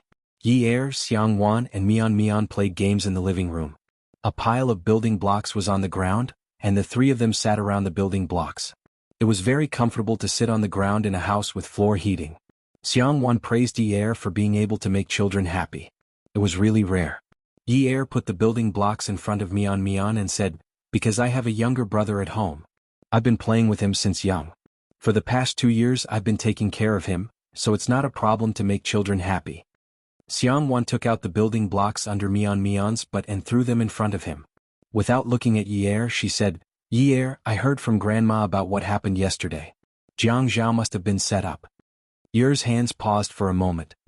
Sister-in-law, if Big Brother gave his house to his ex-girlfriend, and you still brought him home in the middle of the night from his ex-girlfriend's house and caught him in bed again, would you believe that he's innocent? Xiang Wan looked up and saw the tears in Yi Er's eyes. She couldn't bear to see him like this. I heard from Fian that you're getting a divorce. Fian only told your brother and me. He didn't tell the elders at home. You know, the elders at home are all old. Grandma didn't even come to your engagement party. She doesn't like to take a plane, but she came this time. Yi Er lowered her head. The elders couldn't be angry. She knew, Mian Mian had put all the building blocks on the ground. Xiang Wan said, Darling, let's take another train. Then she continued to talk to Yi Er. Yi Er, Fian said that he believes Jiang Zhao. But from what I see, Jiang Zhao is in the wrong. He didn't draw a clear line between himself and his ex-girlfriend, which led to this outcome. When Yi Er heard Xiang Wan's consolation, the grievances in her heart finally came out. Someone could understand her. Finally, someone spoke up for her. She took a deep breath to stop her tears from falling. Xiang Wan saw that Yi Er's emotions were released and patted her shoulder. Today I've talked to Jiang Rui about this. Jiang Rui also had an ex-girlfriend who came to pester him. But when I was with him, he also went to have a meal with his ex-girlfriend. I also bumped into them. Yi Er looked at Xiang Wan with a shocked expression. Was this the fate of a rich man's wife?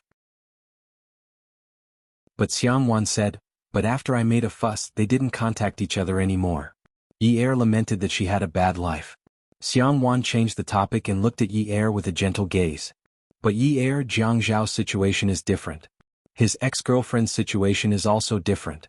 Although Jiang Zhao's ex-girlfriend started dating when he was in university, there was no conflict of interest between their families. Once they broke up, they didn't contact each other at all. But Jiang Zhao's ex-girlfriend is different. The family Ouyang is so powerful in Haiqing and has been working closely with the Qin and Zhou families for many years.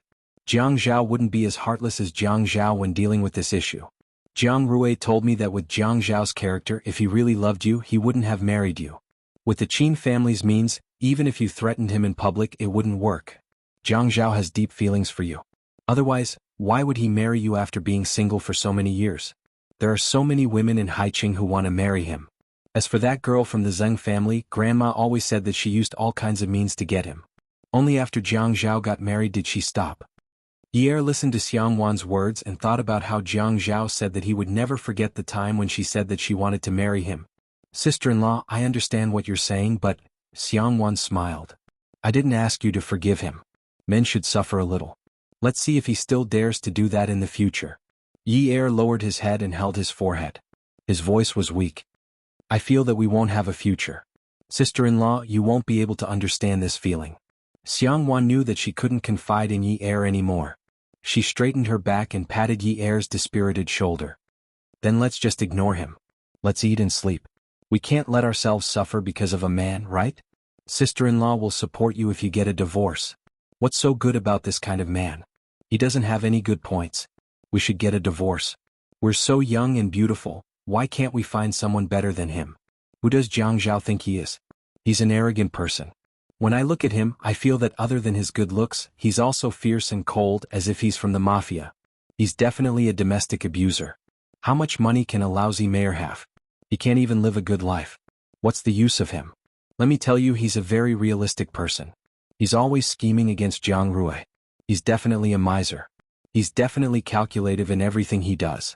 Men shouldn't be with such calculative people. Even if he does something for you, he'll calculate the returns. It's so boring to live with such a man. I'm so angry. Welfare Xingwu 799.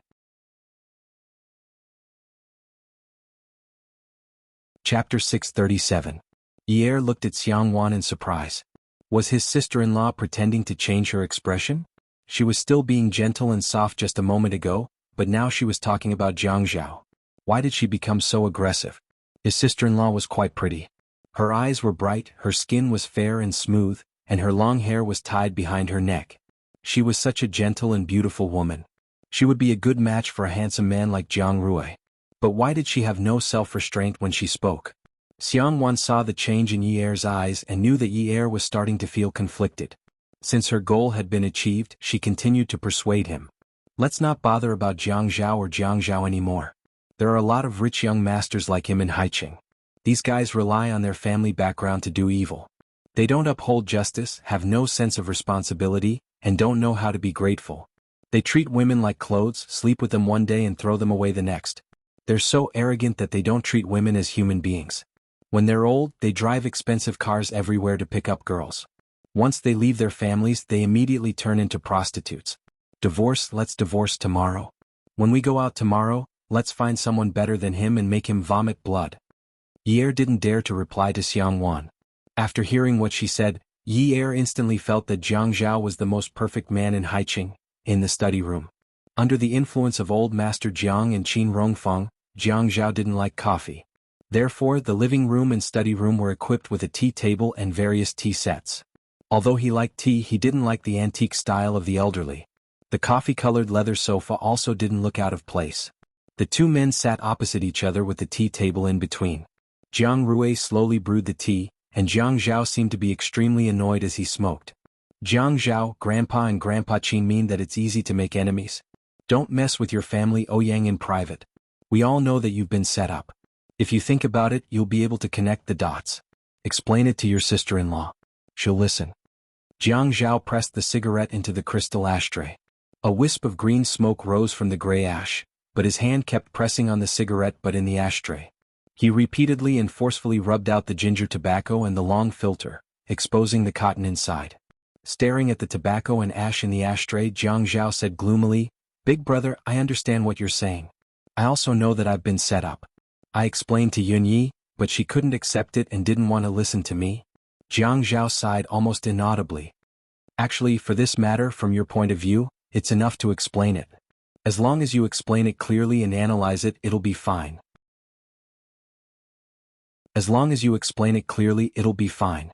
But, you haven't thought about it from Yunye's point of view." "I have." "At that time, she said that she would also find a man to sleep with and asked me to accept it. If so, she wouldn't divorce me. When I heard this, I was completely stunned. I just thought of that scene. Without any cause or effect, I picked her up from another man's bed. Just thinking about that scene, I can't think of the cause and effect.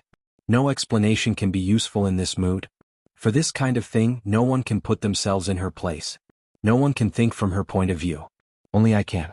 Because we are husband and wife, when we think from her point of view, there will be the so-called your pain, I'm touched by it. Yunyi doesn't want to listen to my explanation now. She doesn't even want to talk to me. I can understand her repulsion and disgust. In fact, I know what you're trying to persuade me. We can't touch the family Ouyang now. Grandpa told me a long time ago that the power field in High City is like a magnetic field. You can't break its balance at will." When Jianghu raised his head, they looked at each other. The two shrewd and strong men each had their own thoughts. When Jianghu said such words, Jianghu was deeply touched. He took a sip of tea and said, "You're right. My way of persuading you is very inappropriate. When you got married, I said that based on my understanding of you, if you don't want to marry someone, it's useless even if you put a knife to your neck. In fact, I was right, right? It's a kind of luck and a blessing that a husband and wife can be together when they have a good relationship. Fian also told me the details of what happened last night. I also saw how sister-in-law protected you today. The two of you have such a good relationship. You shouldn't separate because of some external forces. But now that it has happened, you have to deal with it calmly. You have always been a calm person. I hope you won't be too anxious and impulsive. Jiang Rui also knew that Jiang Zhao was a very vengeful person.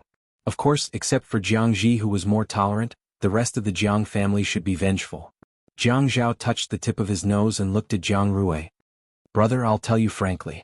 Now for the old people, I will tell them that the family Ouyang schemed against me. I don't care about it. I just don't want to have any contact with them anymore. I think it's okay to lie to them and let them be at ease. It's okay. When Jiang Zhao paused, his eyes suddenly became fierce. But Ouyang Sheng made my family Ouyang so upset. I can't just let it go. If Yun Yi can live peacefully for a while, I'm still in the mood to let it go. But if Yun Yi has to divorce me because of this matter, even if all the people in the Jiang, Qin and Zhou families oppose me against the family Ouyang, I won't let him go. Jiang Rui laughed. I'm not surprised that you have such thoughts. If you can bear it, I won't miss you. Don't say it as if you know me very well. Jiang Zhao also laughed suddenly. By the way, didn't Ouyang Xing want to set up a 7-star hotel with you since the year before last? He has no experience in hotels. Why don't you ask him to pay for it? Jiang Rui naturally knew that when Jiang Zhao said to pay for it, Ouyang Xing probably couldn't get the money. Ah, Jiang Zhao, I'm here to persuade you not to make trouble. You're pushing me into the pit again. Besides, it's very difficult to cheat that old guy of his money. What's so difficult about it? Our family has the strongest political relationship between Jiangzhou and High City. It's easy to get the approval. With the approval, I'm afraid that he will be so happy that he will forget everything. Jiang Rui nodded slowly and said, then the plan is well thought out. Let's discuss it. I'm also very uncomfortable that Grandma is here this time. Okay. When you take his money, you have to give half of it to me. Jiang Zhao seemed to be in a better mood. He rolled up his sleeves and began to drink tea. You want me to do the hard work and you want to share the money? What are you dreaming about? There's no hard work. I helped you find a shareholder who doesn't want dividends in your 7-star hotel. I have to sort out the layers of relationships in the middle. I should be the one doing the hard work. Come on. You just want to vent your anger. Jiang Rui was worried. The family Ouyang's money will rise even if we lose this part. By then there will be a lot of trouble. Don't worry. I'll make him unable to rise. Don't be too cruel. After all, we're family friends. He was heartless first. You can't blame me. Jiang Zhao stretched his neck and said, Brother, it's enough that we know about this. Don't let the ancestors of the family know about it. Jiang Rui said, You don't have to teach me. Anyway, you just have to handle it well. Don't let others think that the Jiang family is deliberately scheming against the family Ouyang. Business needs to be open and above board, right? Yes. We are all people who do proper business. Jiang Zhao picked up the small teacup and drank it. He found that his taste buds were sensitive. The tea had become more fragrant today. High City was a brightly lit city. On the surface, it was bright and prosperous, but in many inconspicuous corners, there were dark and sinister forces. West Corner Village was an urban-rural junction on the edge of High City. The buildings built by the local villagers were basically rented out. The rent was cheap, so many outsiders gathered here. There were all kinds of people and the public security was relatively chaotic. It was also such a place where outsiders came in and out, and where there was a large flow of people, but some forbidden places could develop steadily. The largest underground casino in West Corner was in this village that looked dirty and messy. A white, old commercial van with a long license plate had its windows covered with cellophane that couldn't be seen through. When it passed by the bridge and drove to the south gate, the bearded man and the scarred nose each held a few black towels in their hands. The scarred nose said politely to the men and women in the back seat of the van, Bosses, according to the rules, you have to cover your eyes. I'm sorry. They all nodded and said, It's not the first time we came out to play. How can we not know the rules? Let's do it according to the rules. Okay. The driver drove seriously. The bearded man and the scarred nose covered the eyes of the people in the van who were going to gamble at a new place. After the car went down from the bridge, it went straight to the south gate, but now it was going north. After a junction there was a big turntable at the crossroads. The van drove around the turntable twice and then went south. At the second traffic light, it turned left. After going straight, it turned back again. There was a piece of land that had just been bought. It was still barren and there were bricks and small mounds everywhere. Tall weeds grew everywhere and it was very messy. When the van drove in, it was as bumpy as an off-road vehicle in a drag race. Everyone was wearing their seatbelts. Some were very calm as if this was not a rare situation, but some were very uneasy and their hands were shaking. The bearded man comforted them. "Bosses, don't worry. Although this road is not easy to walk and it's a little far, we'll be there in a while." It's okay, a burly man replied calmly with a smile. The van went around in circles and arrived at West Corner Village. The few people who were covered by the cloth only knew that after a bumpy ride, they were brought out of the van with their bags of cash. They could not remove the cloth, so they had to be supported by others as they walked. The road was not smooth and they would occasionally go down a few steps, then go up again after a while. They did not know how long they had been walking. In the end, they heard noises that were getting louder and louder. Some people were shouting, some were shouting, and the dice in the dice cup were colliding violently. When they pulled the cloth away, the few of them saw a scene that made their blood boil.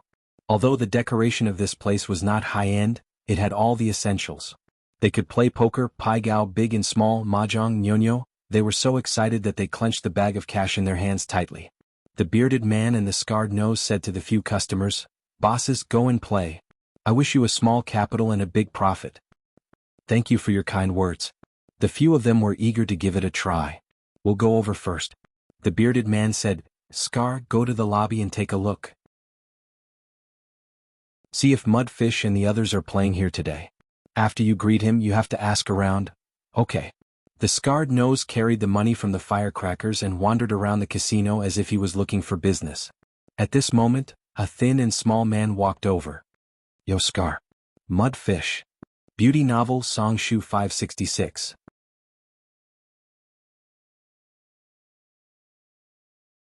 Chapter 638. "You guys are also shooting cannons at this place today?" "Yeah, I heard that business here is good. The people who come here are all big bosses. Money comes back quickly." Scarface put his arm around Loach's shoulder. "You've made a fortune recently, haven't you?" Loach spat. "What fortune? I let out a sum of money last month." "Damn it, the person went overseas." "Damn it, the boss is angry."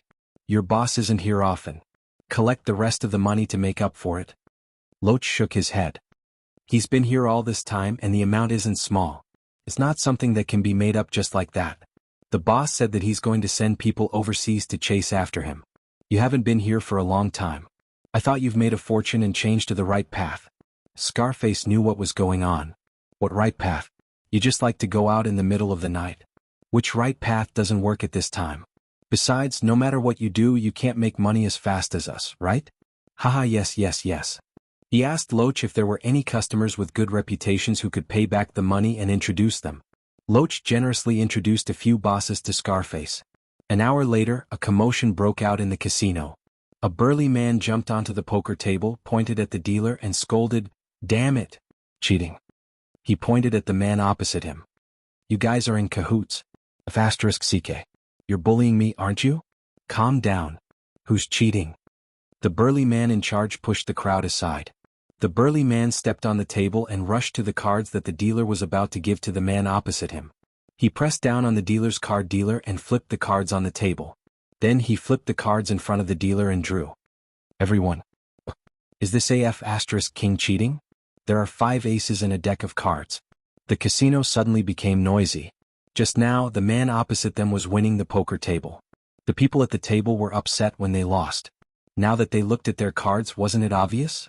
Was a cheat. Those who came to gamble in this kind of place were not super rich, but they were worth millions or tens of millions. When they caused trouble, they were more impressive. No one knew who started it, but the poker table started to fight. For a moment, blood was flowing out of their heads. Gradually, there were cases of cheating in 3 places. When a cheater's finger was chopped off and he screamed, the casino was in chaos. Some people spread out in all directions and began to look for an exit. Someone came out with a knife to threaten them, but it was unknown who pushed them from behind and stabbed one of them. Blood splattered. After a sigh, there were screams. The bearded man slowly walked toward He Ping. Cell phones were not allowed in the venue, so they could not contact the outside world. However, Zhuang Yichen had said that time was the limit. If he could not confirm that He Ping was inside, he should give the money to his men and leave first. If he knows He Ping is inside, he will stay for a longer time. Zhuang Yichen lay on the sofa, stroking the big golden retriever's neck with one hand and looking at the time on his wrist with the other. He picked up his phone and called Jiang Zhao's personal phone. He scratched the golden retriever's neck and said lazily, "Brother Zhao, the dishes are ready. Why aren't you serving them?" Jiang Zhao said he got it. After hanging up, he called the Western District Police Station's captain. "Captain Wen, I am afraid you will need to replace the word team with station soon. You better hurry up. Everything is ready. We are just waiting for your order." Usually, Captain Wen didn't dare to touch these underground casinos because they were protected by the director. One must know that an underground casino had to support many of his superiors' mistresses. However, the situation was different now. Since Mayor Jiang gave him the clue, the person behind him was the mayor. He had to be promoted even if he did not want to. "Captain Wen, what are you talking about? When did I give any order?" Jiang Zhao asked with confusion. Captain Wen suddenly regretted his rashness. At this time he could not drag Mayor Jiang down. He wanted to be the station chief and go to the Municipal Public Security Bureau in the future. He did not even know the rules of the officialdom. So he said immediately, "Boss, I have to carry out my task now. I can't chat with you. I will visit you another day." "Go ahead." Jiang Zhao smiled and hung up the phone. Looking at Jiang Zhao hanging up the phone, he sighed, "Jiang Zhao, you must hide it well. If you are so bad, who dares to mess with you in the future?" "Ah." Jiang Zhao traced the thin edge of the teacup with his finger and said with a smile, "If people don't mess with me, I won't mess with them. If they mess with me." When he tilted his head and looked at Jiang Rui, his eyes were deep, but there was a trace of ruthlessness in his smile. "I will definitely mess with them." Ouyang Xing made his home not feel like home anymore. He also wanted to let him know what it was like to be in a mess at home. 20 minutes later, a piece of breaking news was broadcasted on the radio. An underground casino in West Corner Village had surfaced, and there were hundreds of millions of yuan worth of gambling money. His henchmen had testified on the spot that the person in charge of the casino was Haiqing's fourth master, Ouyang Sheng's nephew, He Ping. The Western District sent out the police immediately. The media arrived at the scene almost immediately, and the video was released to the public immediately. On the television, He Ping was being held back by the police. There were bundles of red RMB. The small ones were 10,000 renminbi each, and many of them were 100,000 renminbi bricks that were taken out from the bank. The 2 poker cards were not enough to hold them all, and they were piled up like a mountain. Scattered 100 yuan bills could be seen everywhere on the ground. There was no time to deal with it, help or rescue. The news that the fourth master's nephew opened an underground casino immediately spread throughout Haiqing. The family Ouyang made a scene yesterday, and the lights were shining until dawn. Today there was another big scene. Ouyang Sheng was caught off guard. His sister Ouyang Yu was kneeling in the living room. She had already fainted from crying and woke up again. When she woke up, she sat on the ground and leaned against the sofa, wailing, "Brother, you can't just leave him to die." He Ping was arrested this time. With such a large amount of money, I'm afraid he's done for. I only have one son and we depend on each other for survival, brother. What are you making a scene for? Didn't the news just come out? You're just a woman's view. Ouyang Xing shouted at Ouyang Yu, but he was also anxious. He was so worried that he had blisters at the corners of his mouth. The casino was doing well. He had made connections with all the people he could. He spent a lot of money to maintain the local police station, and he had also made connections with the higher-ups. Regardless of whether the casino was in a financial crisis or not, the casino could still make money. Therefore, under any circumstances, he had never thought of giving up on that lucrative business. Now, not only was the casino destroyed, even his nephew was locked up. The way the media reported it, it was obvious that they did not give him any face. However, the outside world did not know that he had a casino. Even his family friends did not know about his business. Who was the one behind his back doing this? Ouyang Yu got up from the ground. Her hair was already in a mess. Brother, let's look for someone. He Ping has never suffered before. What if he was beaten up in there? Ouyang Sheng's face suddenly turned cold. He turned sideways and shouted, "That's my nephew Ouyang Sheng. Who dares to lay a finger on him? I want to see who has the guts to do so." Ouyang Yu nodded.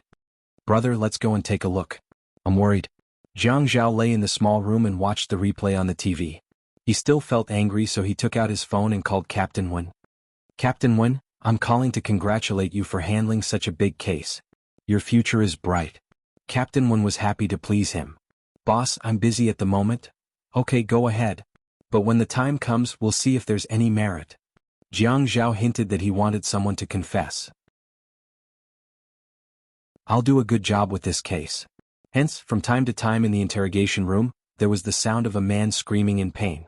There was also someone who asked calmly, "Tell me, who's the boss behind this? Tell us clearly. We've been monitoring this place for a long time. If you don't tell us the truth, you'll suffer. Let me tell you, if you dare to lay a finger on me, my uncle won't let you off. Just you wait." Yiping was tied to the chair behind his back. At this moment he was suddenly kicked to the ground. His nose was bleeding, his teeth were bleeding, and the wounds on his skin were also bleeding. He could not continue with his threats. He could only cry out, "We're waiting. We'll record everything you say. If anything happens to us one day, the first suspect will be your uncle." Yiping looked like a sturdy man with a beard, but he was actually timid. At first he wanted to take the blame, but now he felt that there was no hope. He was arranged by Ouyang Xing to work in a place like the casino where he could earn a lot of money every day. Everyone gave Ouyang Xing face and treated him well. He was always the one who hit others. When had others ever hit him? Those who took the statement and questioned him were all as fierce as the king of hell. They laughed and laughed, kicked, punched and slapped him twice. He could not stand it anymore. Ouyang Xing led Ouyang Yu into the car. Ouyang Xing was calm and composed. The title of fourth master was well known in Haiqing. Everyone gave him face, so his calmness made Ouyang Yu feel much more relaxed. Ouyang Yu knew that there would be some risks in entering the casino. However, her son had been in the casino for so many years and had never gotten into trouble. It must be her brother's credit. Since her brother was so calm, she had nothing to be afraid of. When Ouyang Xing got out of the car, he patted his clothes in a very imposing manner. Ouyang Yu walked over and tidied her hair. She hooked her arm around Ouyang Xing's arm and entered the casino together. When they found the director's office, they did not see him. After asking, they found out that he was on a business trip. Moreover, he had only left in the afternoon. He had been transferred to the countryside at the last minute. Ouyang Xing increasingly felt that this was a well-planned conspiracy, but he did not know where the problem lay. Where's the deputy director? The deputy director is also on a business trip. Answer their calls. Their business trip this time is a confidential mission. Their phones have to be switched off. I can't get through. Ouyang Xing's expression became uglier and uglier.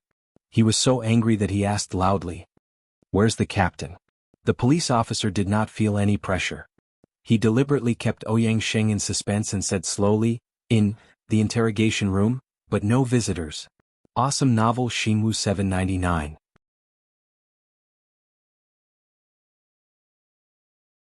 Chapter 639. What? Ouyang Xing grabbed the officer's collar. "How dare you talk to me like this? Old Mr. Ouyang, is this considered assaulting a police officer?" The officer remembered Captain Wen had told him not to give face to anyone who came to make trouble, including Ouyang Xing.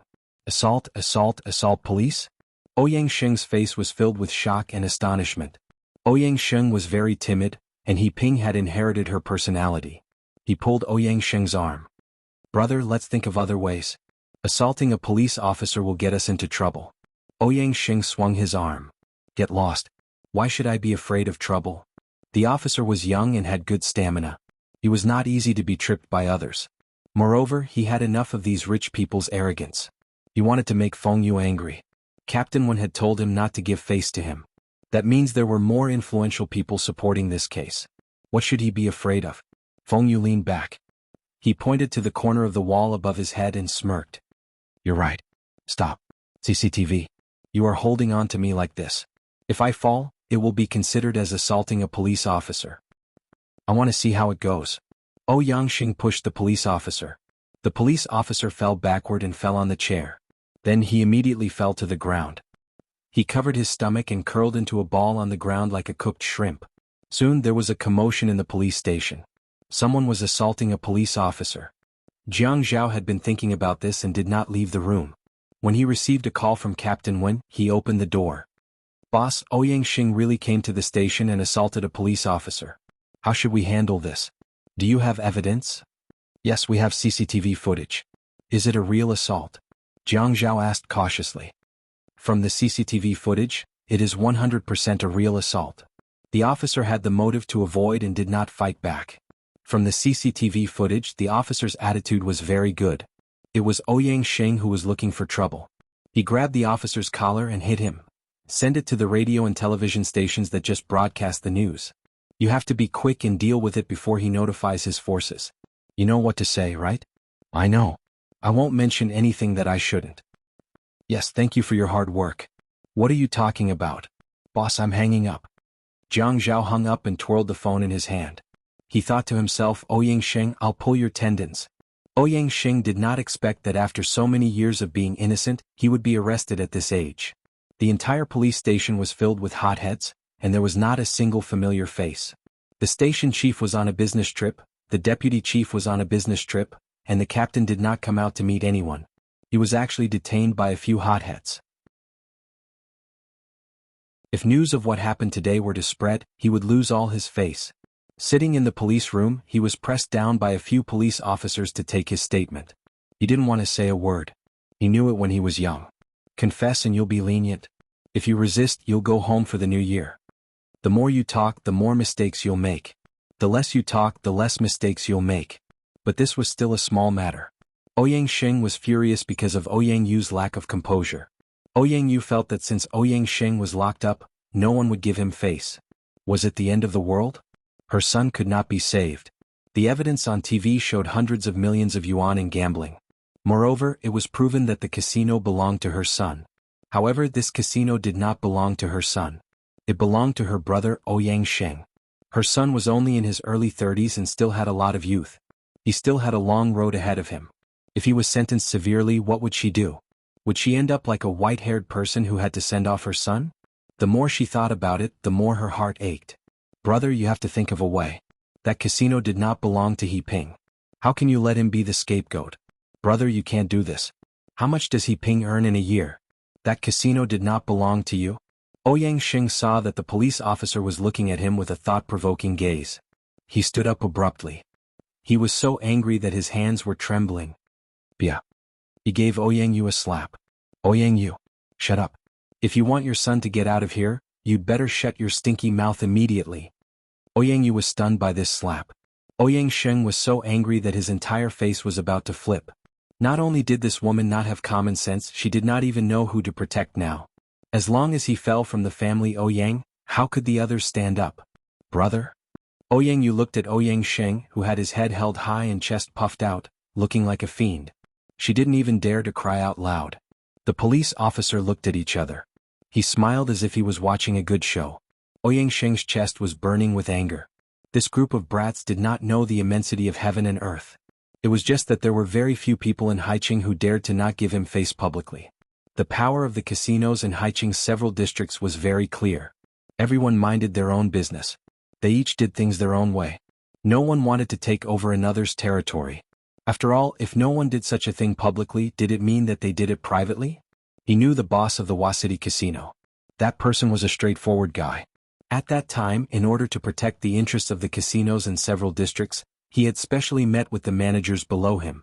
Lin Shui Casino? However, the bosses of these casinos were probably like him. They were only behind the scenes. The people in front of the scenes were just pawns. Ouyang Sheng called the city's public security office. It was also the public security office that released him with a call.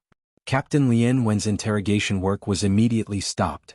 He Ping signed and admitted his guilt. This was the result that Jiang Zhao had expected. As Qin Rongfang said, Haicheng's power field was a magnetic field. There were positive poles and negative poles. When someone cut a magnet in half, the broken parts of the magnet would no longer be able to attract each other. If they could not attract each other, they would conflict with each other. If you forced them a little, the other magnet would also use a strong force to force your strength back.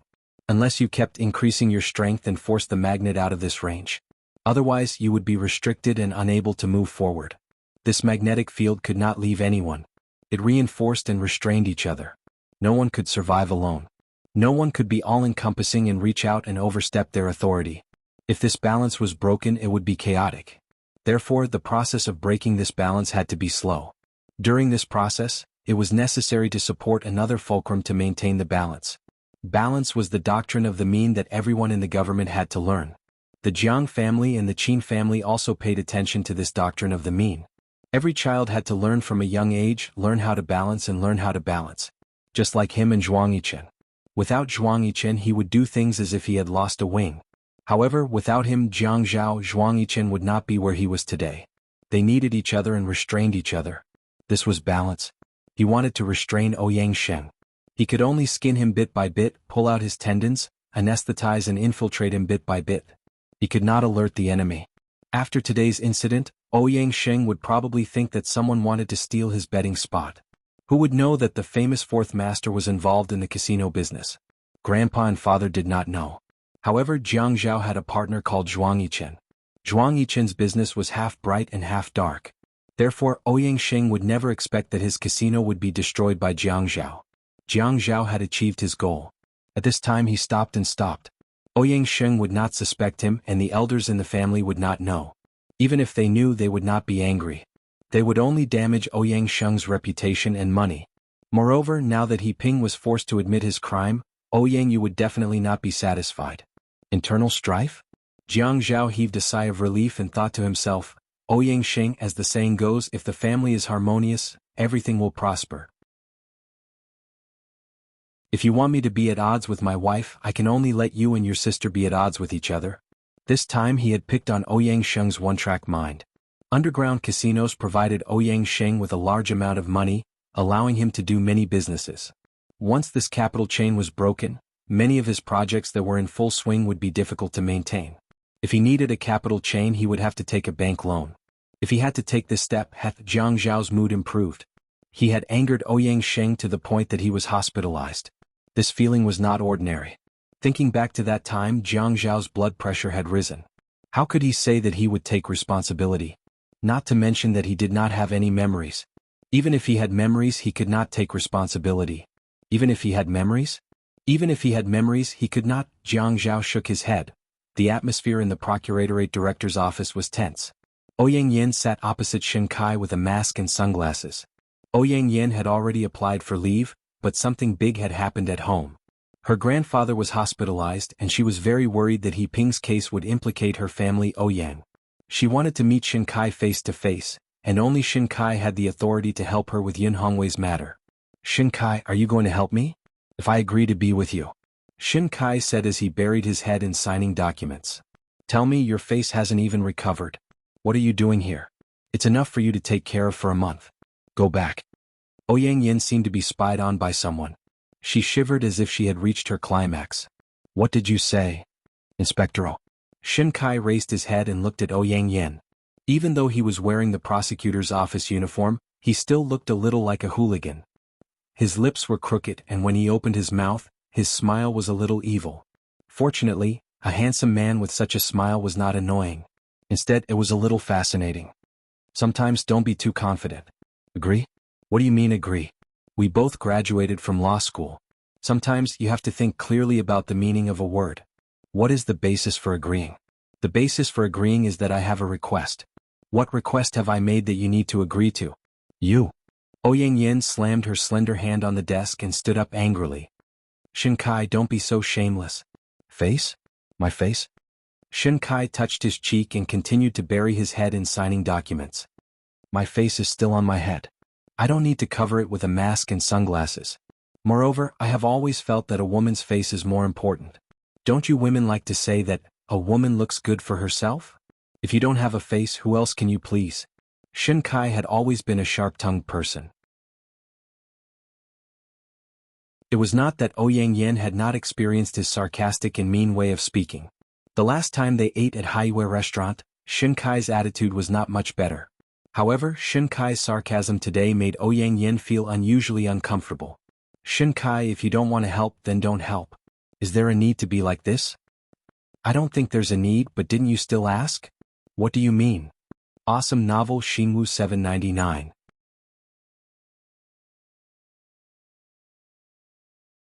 Chapter 640. Sigh. Shen Kai was a person who rarely frowned, but at this moment, his pair of dark eyebrows were furrowed. Do you know why I didn't choose to have a crush on you like the other students in university, and instead chose to fight with Jiang Zhao? Because I feel that you have to fight for everything. If you win, you can wait for an equal return. Having a crush on someone is the stupidest thing. I will not continue to have one-sided feelings for a woman who doesn't like me. This is my nature. Actually, what I want to say is, I am different from you. You feel that all the men in the world are dead and it must be Jianghu. But I feel that all the women in the world are not dead and there is no need. It must be you. Do you understand? When Ouyang Yin turned around, her lips were trembling under the mask. She was very uncomfortable and no one cared about her feelings. Shen Kai looked at Ouyang Yin leaving inside. What does it mean to be stubborn? After Ouyang Sheng's gambling den incident, there was a cash flow problem. In order to reduce He Ping's sentence, he had to pay a huge fine and a relationship fee. Because of this, he did not have the time and energy to deal with Ouyang Yan's matters. Ye had been ignoring Jiang Zhao. She needed to calm down. Jiang Zhao only cared about pleasing Yun Hongwei, and Yun Hongwei's case was being dealt with quickly. Jiang Zhao let Ye be. He only talked to her about Yun Hongwei's case occasionally and asked for her opinion. Jiang Zhao knew that this was despicable, but he did not mind her staying by his side because of Yun Hongwei, even though he knew that Ye did not love him. Now that he knew that she loved him, he would not mind using this method to remind her that she needed him. Ye needs Jiang Zhao. Without Jiang Zhao, she does not have any information. She wanted to use the power of the media, but she realized that even with the power of the media, she does not know how to dig deeper. She could not get any information from the previous mayor, and her father was only a scapegoat. It was very difficult for her to find out the truth behind this. Fortunately, she was so cold that she didn't want to share a bed with Jiang Zhao. Jiang Zhao was also willing to indulge her. At this time she believed that he loved her. Because in the past she always thought that what he liked was only her body. He liked to lie on her body and do what he wanted to do. Women like to separate love from sex. But men don't think that when a man wants a woman, he likes to put her naked on the bed for him to fish on. Jiang Zhao is no exception. Even if Ye treated her coldly and said that he would not return to Jiang district to officiate the wedding, he would still let her be. But this doesn't mean that he doesn't want to do something with her. But he must be very gentlemanly in front of her and not let her keep a distance from him. Even if they are just friends, it would be good. In front of Yun Hongwei they can still hug. How many days has it been since they slept together? When they hugged each other, they felt the blood in their body rushing around. Ye was still the same as before. After dinner she sent Jiang Zhao to the door. Yun Hongwei said to Jiang Zhao, "If you don't want to come home for dinner, give me a call." In front of Yun Hongwei, Jiang Zhao kissed Ye's forehead and said goodbye to them. After a while, Ye drove to the newly rented dance studio to look at the design drawings. Jiang Zhao felt that the kiss on Ye's forehead every day was too short. He wanted to make it longer and lower. It would be best if he could suck on her lips. Today, as soon as he got to the office, he was thinking about these things. He was really beastly. Behind Jiang Zhao's desk was a bookshelf. At this moment he was standing alone in front of the bookshelf. He leaned back in his chair and stared at the folder in front of him in a daze. His dark blue suit was a reserved color. The fine workmanship and embossed tailoring made him look exceptionally tall and muscular. His well-defined and handsome facial features paired with this outfit made him look like a steady and handsome man. But at this moment he had his arms crossed in front of his chest. With his left foot as the center of gravity, the tip of his right foot was hooked on the ground outside of his left foot. His head was slightly tilted as he stared at the folder in front of him.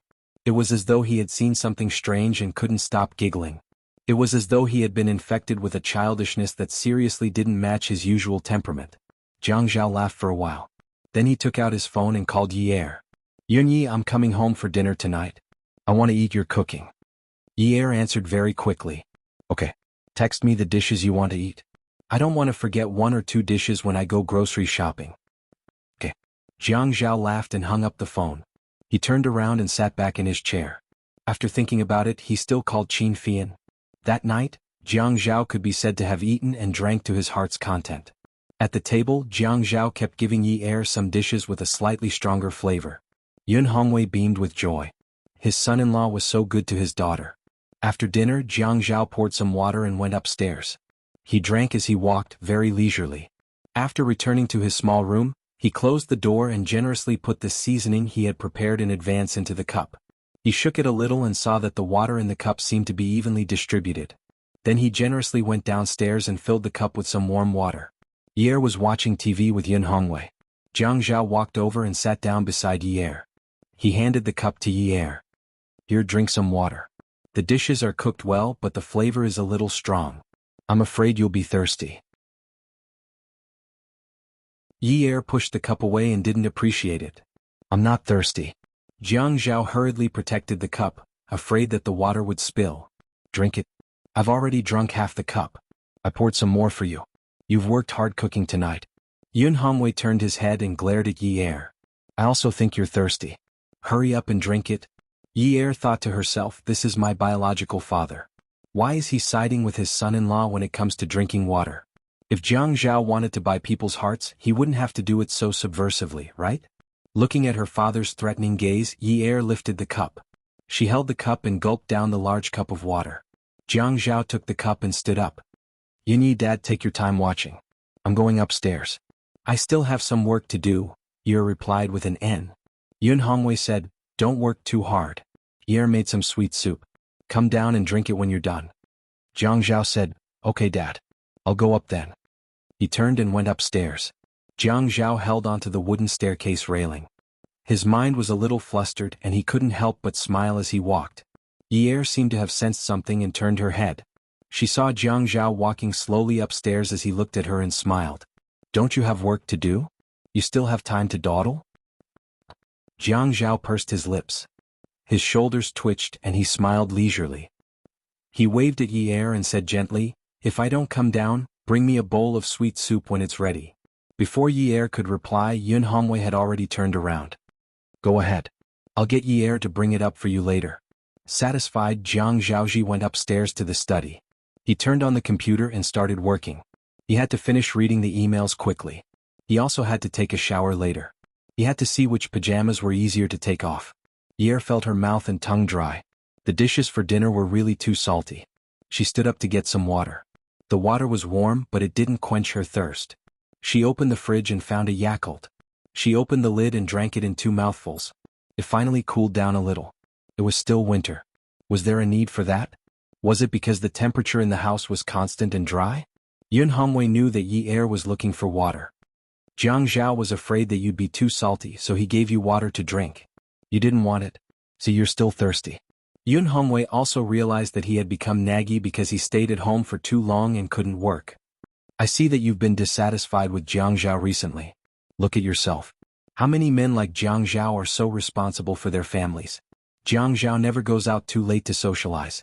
When he can eat at home, he never goes out. He's also very tolerant of you. Are you starting to put on airs now that you're living well? Dad, what are you talking about? As Yi Er drank her water, she felt that she had been wronged. Jiang Zhao had been going overboard recently. When she ignored him, he didn't do anything. But he changed his strategy and adopted a more conciliatory approach. He changed his approach and actually started with her father. Her father didn't trust Jiang Zhao in the beginning. But now he found him pleasing to the eye. People say that the more a mother-in-law looks at her son-in-law, the more satisfied she is. Wasn't her attitude too disrespectful to the person who created this saying? Yi Er, it's not that I want to nag at you, but you've turned a deaf ear to what I said to you the last time. Now Jiang Zhao dotes on you and loves you. If you don't know how to cherish him, you'll push him away sooner or later. If you treat him well, he'll miss this home and want to come back. Every day he comes back to see your cold face. Do you think he can't find a wife or something? Yun Hongwei said, looking at Yi Er, who was looking for a drink in front of the fridge in the dining room. Just watch. You can continue to act like this. Now Jiang Zhao dotes on you and loves you. If you don't cherish him, you'll push him away sooner or later. He continued to talk about this. The moment he did, Yi Er felt like she had eaten a fly. Of course I know he's very charming. Truckloads of women like him. Yun Hongwei could hear the impatience in Yi Er's words and stopped talking. Young people don't know how to cherish. He turned back to continue watching TV. Yi Er was not in the mood to continue talking. She felt uncomfortable all over, as if there were tiny insects crawling all over her body. She could even feel that her insides were a little wet. This was too terrible. She felt that her face must be red right now. How could this be? She didn't open any novel websites today and didn't read any of those unscrupulous online novels. Even if she did, she had been doing something like green net cleansing during this period of time. All the novels written by authors were as clean as water could be. Not to mention meat, there wasn't even any meat soup to drink. She couldn't let her imagination run wild, right? Yi Er took an iced Coke, closed the fridge door and ran upstairs. After drinking a few mouthfuls of the coke, Yi Er realized that she had become naughty. She took off her clothes piece by piece and walked into the bathroom naked. She turned on the shower and the water from the shower head splashed onto her body. The water was slightly cold, but Yi Er felt that the temperature was not low enough. As she showered, she took deep breaths. The water sprinkled down from the top of her head. Yi Er rubbed the shower gel on her body. She raised her arm and saw that there was a layer of pink on her arm. The color seemed to be transparent, as if it would break with a poke. After it broke, the color below would be redder, more beautiful, and more stunning. So she rubbed hard, trying to break through this layer of skin. The bath lotion was smooth and fragrant as it brushed past her skin. She would often rub it repeatedly with her slender hands, creating many bubbles. Turned off the lotus and looked at the bubbles on her hands and body. When she leaned against the cool magnetic tiles, a silhouette appeared on the bubbles. Among those silhouettes, there were those who were naked, those who were lustful, those who were on top of each other, and those who were on top of each other. There were only two people in the silhouettes. One of them was Jianghu and the other was Yunyi. Beauty novel Songshu 566.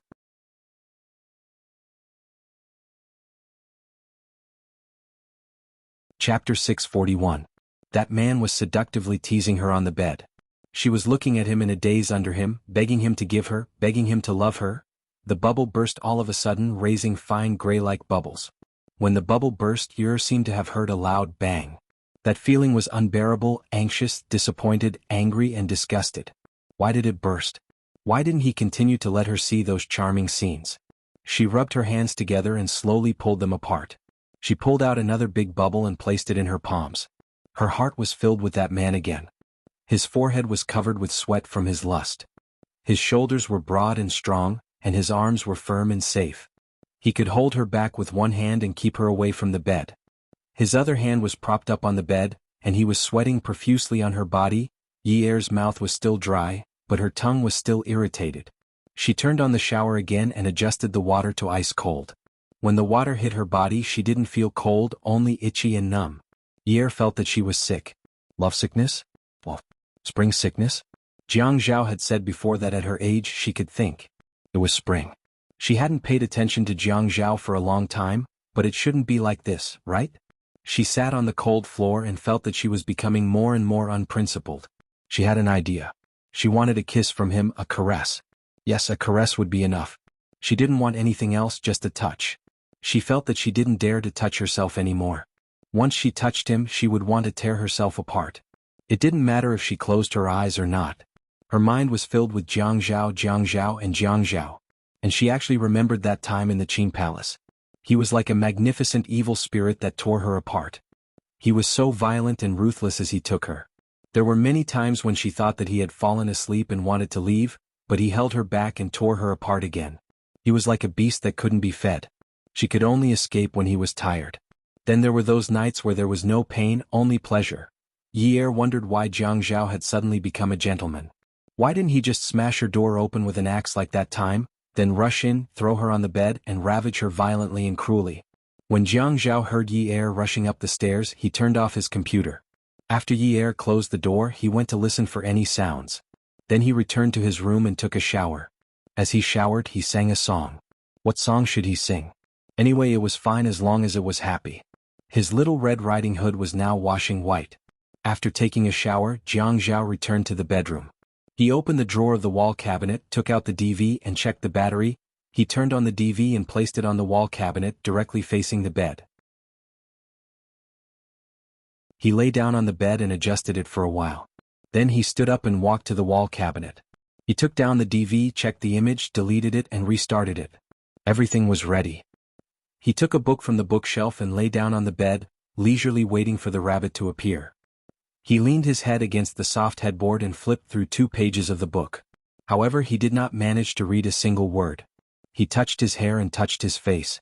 Finally, it was time to read. He put the book down and took off his t-shirt-style long-sleeved pajamas. Then he took out a set of button-up pajamas from the wardrobe. At first, he felt that the buttons were inconvenient. But now that he thought about it, the buttons were better. What if Yi Er had strong self-control? He did not dare to use too much of the drug, so he put on the pajamas and looked at himself in the mirror. He undid one of the buttons and continued to look at himself. As if he was not satisfied, he undid another button. Just like that, the buttons of the button-up pajamas became decorations. A certain man's posture of reading in bed became bold and unrestrained. He stood on tiptoes and swayed his body, humming a little tune with a spring breeze on his face. The door was deliberately locked. Ye really could not stand the feeling of ants crawling all over her body. She was wondering if she should look for a pornographic video website to watch. It would also help alleviate her current situation. Websites were also afraid of being infected with viruses. So she opened the website, opened the bookshelf, and flipped through 2 romance novels to read. She clicked on them with the mouse and remembered that she had read a few chapters of the novels she had read before. Then she clicked on them again. The asterisk eminent. Glaring asterisk. Everywhere there were asterisk. Or some chapters could not be found at all. On the message board, the author posted an announcement at the top. A chapter has been rejected. Those who want to read it, join the Q group. The asterisk eminent. Now that she was in a hurry to read it, who wanted to join the group? It's over, it's over. She had been subjected to abstinence. Now the male and female protagonists in the novel had also been subjected to abstinence. In the kitchen, the sweet soup in the electric pot was ready. Yun Hongwei unplugged it, but he did not call Jianghu. He was not used to going upstairs. When they were about to drink it, he would come down. He also did not want to appear too caring for them. It felt strange. He did not know if it was his imagination, but the relationship between his daughter and son-in-law had been very subtle and strange. He always felt that there was a layer between them. He could see the awkwardness and the conflict between them, but he did not know how serious it was. He just treated it as the young people playing around. When he returned to his room, he looked at the photo frame on the table and felt a sense of satisfaction. His son was growing up and his daughter was starting a family. He was afraid that in another 2 years he would be a grandfather. How could there be so much happiness in life? Although Jolie had betrayed him, she had left him with a son and a daughter. He was satisfied. Ye was wearing a thin bathrobe. Her hair was still wet and had not dried. She stood outside Jiang Zhao's room and knocked on the door. Jiang Zhao jumped up from the bed excitedly. When he held the door lock, he deliberately coughed to show that he was calm and opened the door. Ye saw Jiang Zhao open the door. She suddenly felt that her nose was going to bleed. She touched her nose and took it in front of her. There was no blood. Fortunately, she did not lose her composure. Her eyes stopped at the man's Adam's apple. The Adam's apple moved up and down as if it was swallowing very thirstily. Her gaze slowly moved down. His exposed chest was too sexy. His skin was lightweight. How manly was he? His chest muscles were so well trained. She was not that heavy on fitness equipment, right? It should be easy for him to lift her up, right? Her consciousness was a little unfocused. She reached out and touched the man's chest. After all, women were not like men who were creatures of the lower body, so they had to be more tolerant. When she touched his chest, it was cold. It was not as hot as hers. The difference in temperature made her suddenly pause. She coughed awkwardly and said, "Ahem, it's winter. Aren't you cold wearing this?" Jiang Zhao had no intention of letting Ye into the room. He smiled gently and said, "Isn't the temperature in the house constant? It's not cold. Why don't you go to bed early?" I came to talk to you about something." Ye was still staring at Jiang Zhao's chest. As she stared, she swallowed hard. Oh no, she wanted to pounce on him. "Oh, come in." Jiang Zhao generously made way for Ye. After Ye entered the room, she did not know whether to stand or sit. Her whole body was uncomfortable, but there was a reserved sense of shame that tugged at her forcefully, telling her that they were still in a cold war. A cold war. Jiang Zhao came out of the bathroom and took a dry towel. He pressed Ye to sit by the bed. He wrapped the towel in her hair and slowly dried it. "Why didn't you blow dry your hair?" This woman was really too much. If she didn't blow dry her hair at night, wouldn't she be waiting to catch a cold? Seriously. I forgot. Let's go and blow dry your hair. Although Jiang Zhao wanted to eat Ye clean, he felt that blow drying her hair was more important. He pulled Ye up and walked to the bathroom. He turned on the blow dryer and carefully dried the woman's long hair. Jiang Zhao had not blow-dried Ye's hair before, so he felt that it was a little interesting. However, Ye's mind was not on her hair at all. She looked at the man in the mirror, who was looking at her hair with unparalleled focus. Her gaze landed on the man's handsome features, his sexy chest, his long and slender fingers and his tanned skin. The sound of the blow-dryer was really annoying. Her heart was already on fire, and the wind was blowing the fire in her heart even more fiercely. Yi Er looked at Jiang Zhao in the mirror. She had already stripped him clean with her eyes, and he was completely naked in front of her. Jiang Zhao had just hung up the blow-dryer when Yi Er turned around to help him button his clothes. Yi Er knew that her nose was bleeding, but she could not help but persist. When she persisted, she could not help but fantasize. Even when she was buttoning his clothes, she was unwilling to do so. Just as Jiang Zhao grabbed Yi Er's hand, Yi Er was done for. Yunyi, didn't you have something to talk to me about? Jiang Zhao held Yi Er's hand and wrapped it in his palm. He gently caressed and slowly rubbed it, until the woman's eyes were filled with intense passion. Oh, Yi Er's voice was not correct, and neither was her voice. This sound seemed to be squeezed out from her lungs, not from her throat. When this "oh" was squeezed out from her lungs, it did not go through her mouth often. Most of it went into her nasal cavity, and from there the sound was weakened and transmitted out. Such a soft and seductive voice stimulated Jiang Zhao to tremble. It was as if something was forcefully poured into his ears, causing his hair to stand on end. It was not fear but an uncontrollable impulse. Jiang Zhao thought to himself, bear with it, bear with it. He pulled Yi Er to the bedroom and said seriously, Yunyi, why are you looking for me? No, nothing. Yi Er shook her head. If she did not pounce on Jiang Zhao soon, she would burn into charcoal. Then I'll send you home? As he spoke, he hugged Yi Er and planted a kiss on her forehead. Rest early. This was bad. Something big had happened. Yi Er reached out and hugged Jiang Zhao's waist. I can't sleep. Don't you sleep early at night? Why don't you read a book? I can't sleep even if I read a book. It would have been better if Yi Er did not hug Jiang Zhao. Now that she hugged him, she could not let go at all.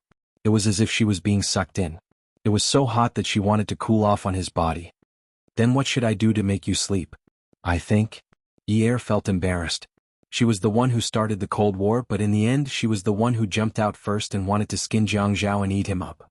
This question was still echoing in her mind when she pushed him onto the bed. As she stroked the man's chest, Yi Er panted and said hurriedly, Aren't you hot? Let me help you take off your clothes? Jiang Zhao tugged at his clothes, looking confused. I'm not hot. Even though it's not cold at home, it's not hot either. I think it's quite hot. Take it off. You'll get sick from the heat. It's really not hot. Jiang Zhao, what's wrong with you here? Yi Er pointed at Jiang Zhao's crotch and laughed sinisterly. Jiang Zhao's face immediately turned red. Go back to your room and sleep. Stop touching my body. Take it off, take it off. Didn't you say you were going to ignore me? Why are you taking off my clothes again? Jiang Zhao placed his hand on Yi Er's butt and pinched it hard. Yi Er couldn't take Jiang Zhao's pinch. At this moment she couldn't take it anymore and didn't want to take it anymore. Since he had already eaten, then so be it. Of course, why would I ignore you? We're husband and wife. Isn't it normal for us to take off our clothes and sleep together? Jiang Zhao was delighted. He reached out and undid the belt of his thin robe. Yunyi, you can't just think about your lower body, right? You can't say things so casually. You have to admit it. Yes, I admit it. At this moment, Yi Er felt like she had finally become a beast. She didn't care anymore. She couldn't care about anything. She had to put out the fire first. She would agree to anything he said. Jiang Zhao glanced at the camcorder on the bookshelf from the corner of his eye. He grabbed Yi Er's hand that was reaching down to his lower body. He resisted the urge and asked seriously, You're not getting a divorce anymore? Yi Er gritted her teeth. A beauty was right in front of her. I'm not getting a divorce anymore. After speaking, she lunged at Jiang Zhao. Jiang Zhao covered Yi Er's mouth. He took a deep breath and continued to ask, You're not going to separate rooms anymore? Yi Er's mouth was covered, but her hand wasn't. She felt that this man's figure was very good. It would be good to touch him a little more. Separate rooms? Forget it, forget it. I'll touch him first. What's there to separate? Oh. Then let me hear you call me hubby. Hubby, hubby, good hubby. Jiang Zhao responded gently. He flipped over and pressed her down. Honey, you said it yourself. If we don't get a divorce, we won't separate rooms. You can't deny it even if you want to. We won't separate anymore, hubby, hubby. The next day, Jiang Zhao went to his office in a relaxed and happy mood. The moment he entered, he saw Lu Qing giving him a look. He glanced at where Lu Qing was looking and saw Ouyang Xing sitting on the sofa in the guest room. He looked like a big boss. You look like one. He nodded at Lu Qing and gestured for him to close the door. Jiang Zhao reached out and brushed the dust off the hem of his suit. Sir. Ouyang Xing turned his head. When he saw Jiang Zhao, he stood up and acted like a veteran. Zhao Zhao, you've been very busy recently. Of course I've been very busy. Jiang Zhao sat down on the other sofa and deliberately said sarcastically, Sir, you're looking more and more radiant. Your body is getting healthier. As expected, Ouyang Sheng's expression changed. He had just been discharged from the hospital 2 days ago. Qin Rongfang had visited him. Although Jiang Zhao didn't visit him, it was impossible that he hadn't heard about it. This brat was looking down on him more and more. Now the medical standards are high and the lifespan of the elderly is longer. I'm afraid he won't die anytime soon. Jiang Zhao stood up and poured a cup of water in a disposable paper cup. He handed it to Ouyang Sheng and laughed as if he was joking. People will die sooner or later. I understand. Ouyang Sheng had just been discharged from the hospital. He was so angry that he wanted to be hospitalized again because of Jiang Zhao's actions and words. Qin Rongfang liked tea and so did Jiang Zhao. Therefore, there was a high-end tea set in the reception area of Jiang Zhao's office. Jiang Zhao didn't boil water for him. Instead, he poured him a cup of water from the water dispenser. He knew that he had just learned about it from the hospital, but he actually said that people would die sooner or later. Ouyang Sheng knew that Jiang Zhao didn't give him face, so he didn't need to be polite to Jiang Zhao. He said coldly, I'm here to ask you something today. I want to verify with you. Beauty novel Xingwu 799.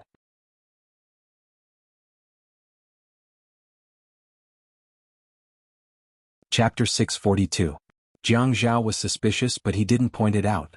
His attitude towards Ouyang Sheng couldn't be more obvious. Qin Rongfang had tried to persuade him at first, but now he was too lazy to say anything. How much do you know about He Ping? Ouyang Sheng finally asked. I'm not very interested in his affairs. Jiang Zhao thought to himself. If he wanted to use He Ping's back door, wouldn't it be better to ask his father? His father had a stronger relationship with him, and it was easier for the older generation to talk to him. Why did he come here to ask him? Do you have a deep opinion of family Ouyang now? Ouyang Sheng let out a deep breath and stared at Jiang Zhao without blinking. Jiang Zhao met his gaze, but he was calm and composed without the slightest hint of nervousness. Slowly he pursed his lips and couldn't help but smile.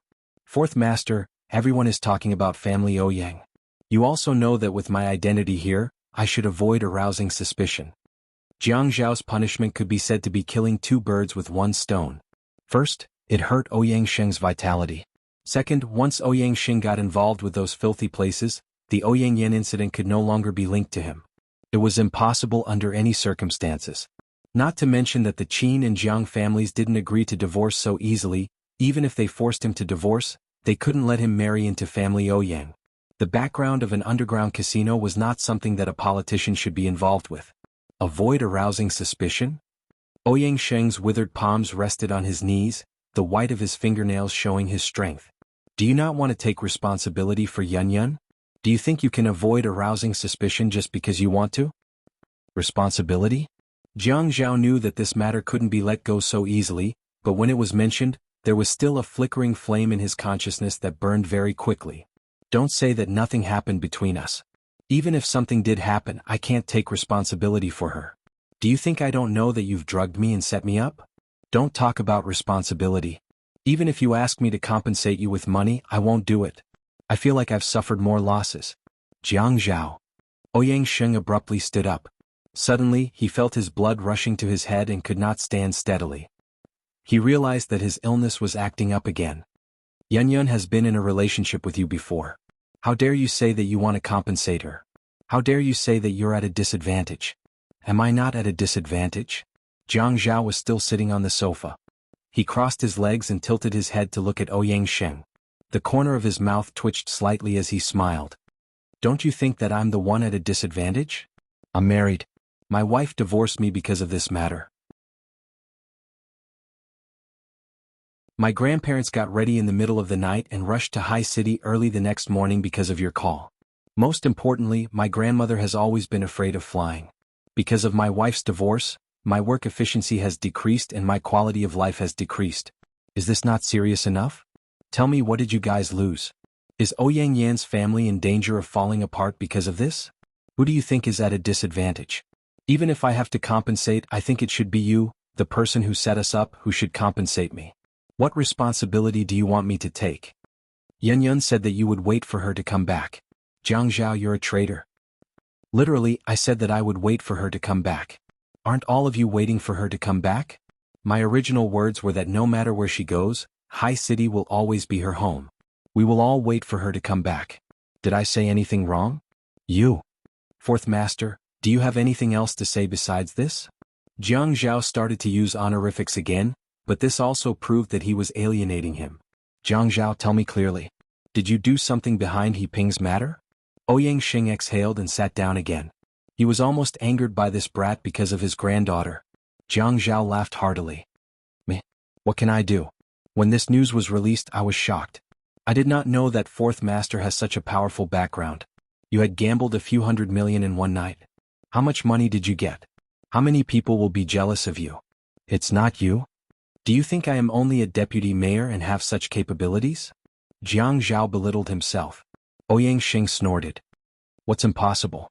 It was too difficult for him to not suspect Jiang Zhao. He remembered the look in Jiang Zhao's eyes when he carried Yunyi away that day. It was clear that there was hatred and vengeance in his eyes.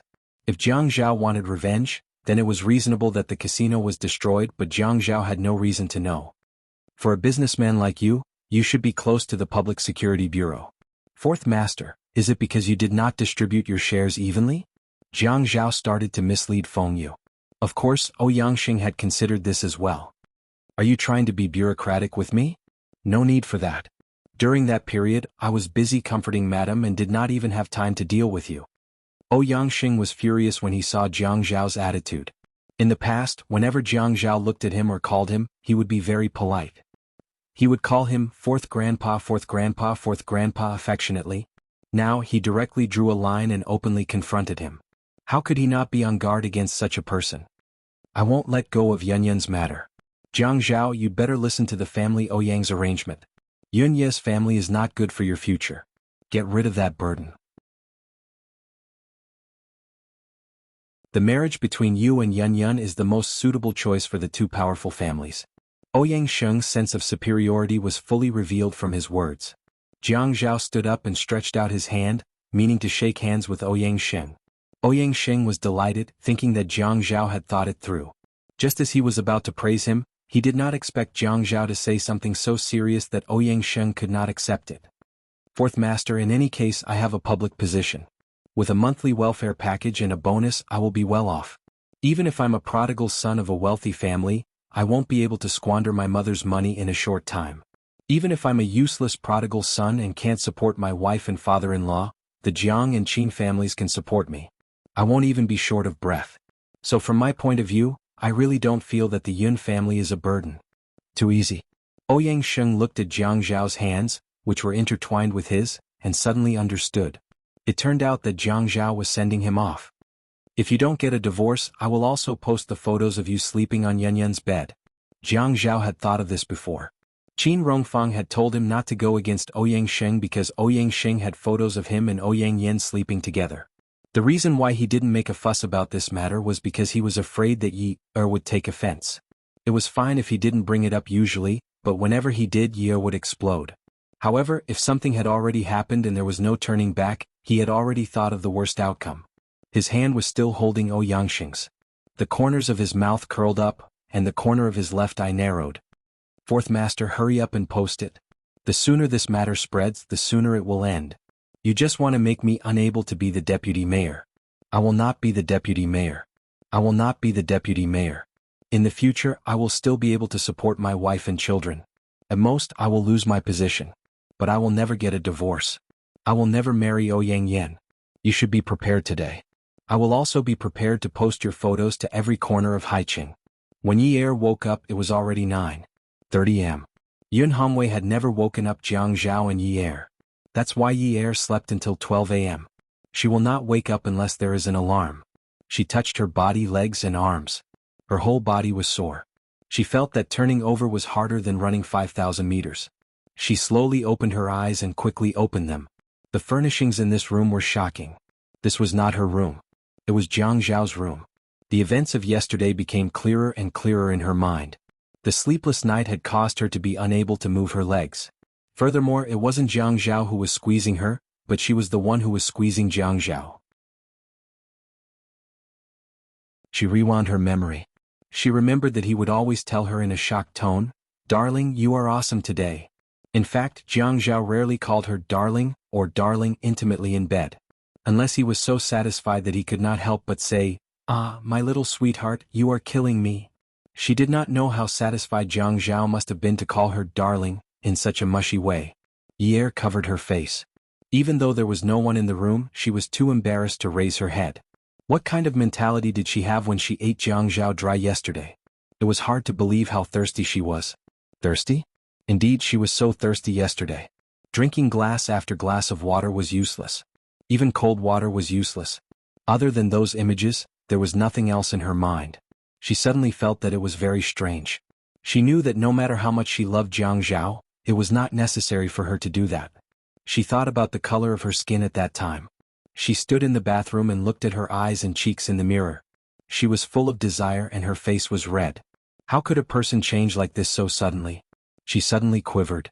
That time when she went to threaten Jianghu, he also changed suddenly after drinking the glass of water. Last night, Jianghu gave her a glass of water to drink. After that, she was thirsty and her mouth was dry. Jianghu. It must be him. That cheap man. She must find him and get even. She was naked, not even wearing underwear. She put on her nightgown. She was crazy. In this weather, she actually took out her nightgown. She jumped out of bed and saw a letter on the bedside table. The handwriting on the letter was strong and powerful. Dear Yunyi, I have already contacted someone to help you supervise the renovation of the dance studio. You don't have to go there today. Don't go there in the future. It's noisy and dirty. I will arrange it. If you have nothing to do, read a book. Don't forget that you have class in the afternoon. Love, Zhao. This was the first time she had received a letter from him. The size of the letter was only the size of a man's palm. The background was a green bamboo that was faintly reflected on the edge of the letter. She had never seen such handwriting before. She didn't know if it was Dear Yunyi in front or Love, Zhao in the back. Anyway, she felt that her vision was a little blurry. During this period of time, he had told her many times that he loved her. Every time she sent him to work after he planted a kiss on her forehead, he would always say softly, "Yunyi, I love you." If she could turn back time, it would be a wonderful thing. After putting the letter back, Ye tidied the bed and left Jianghu's room. Beauty novel Hongcha 866.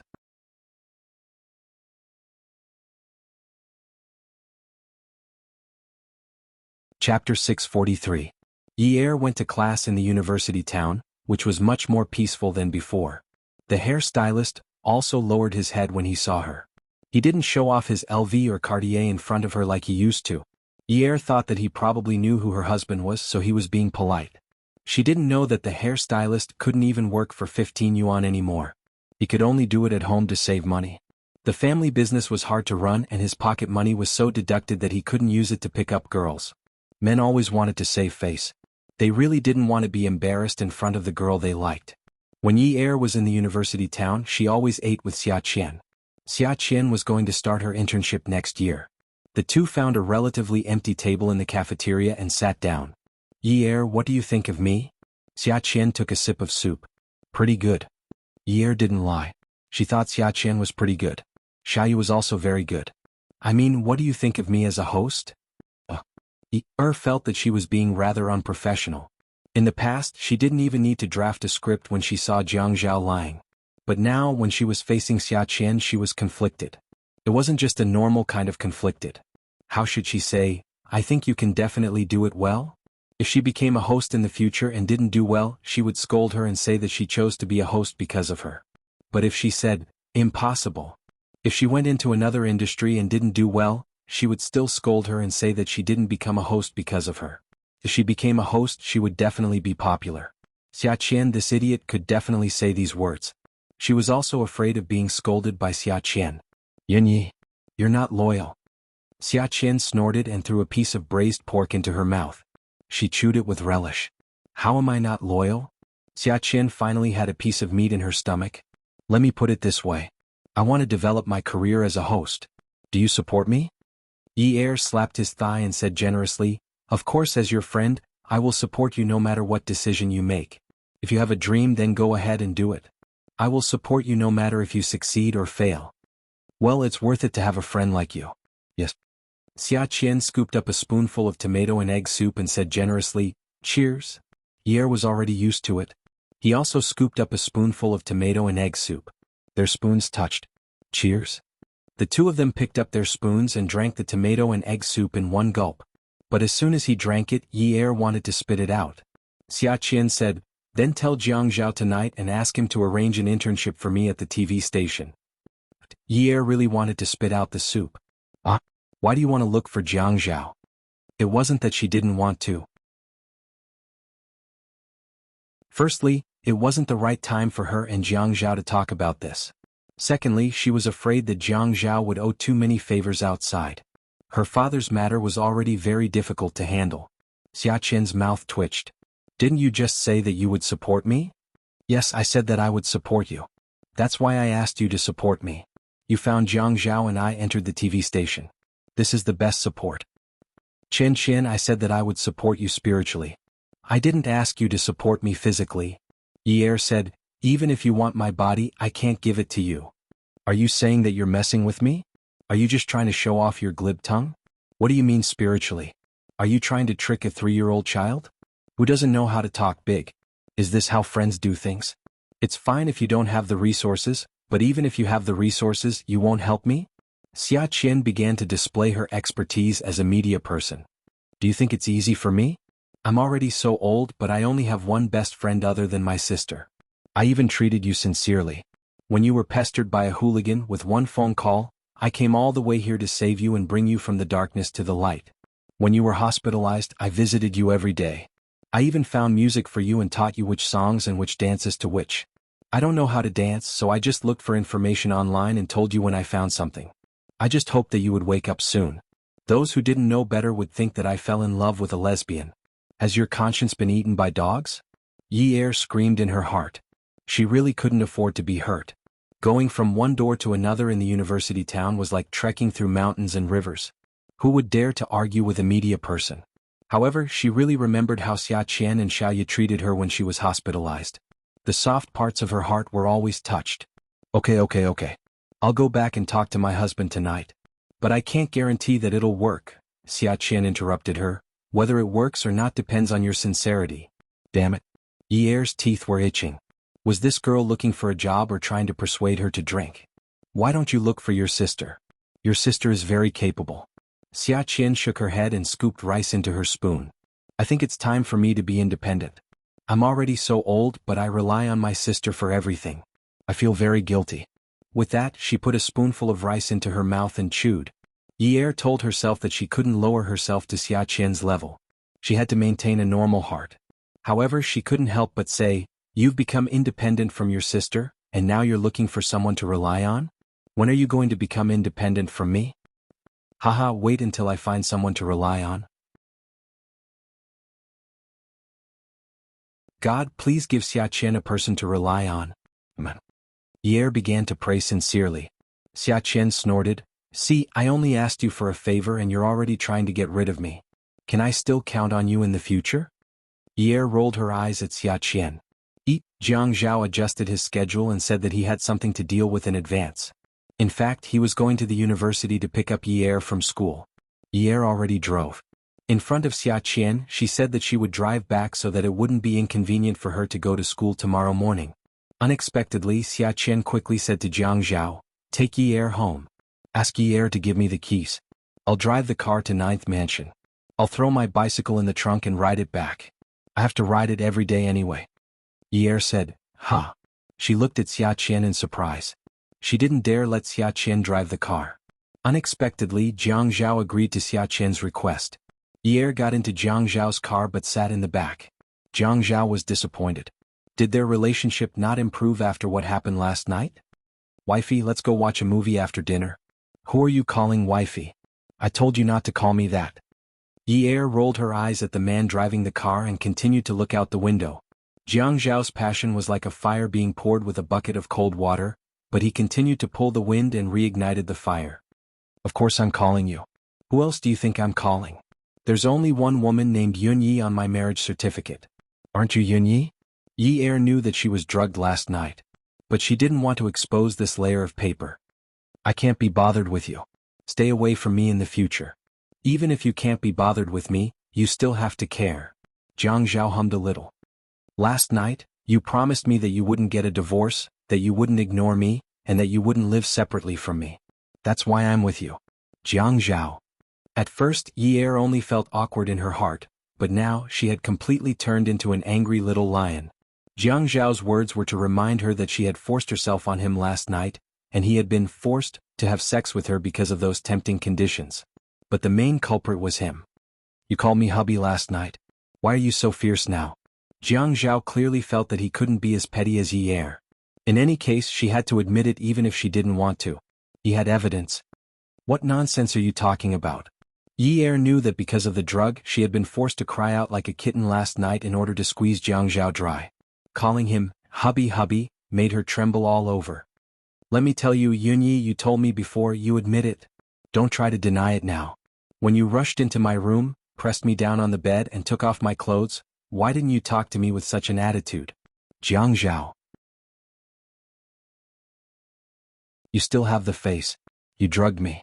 Do you think I don't know if I don't say anything?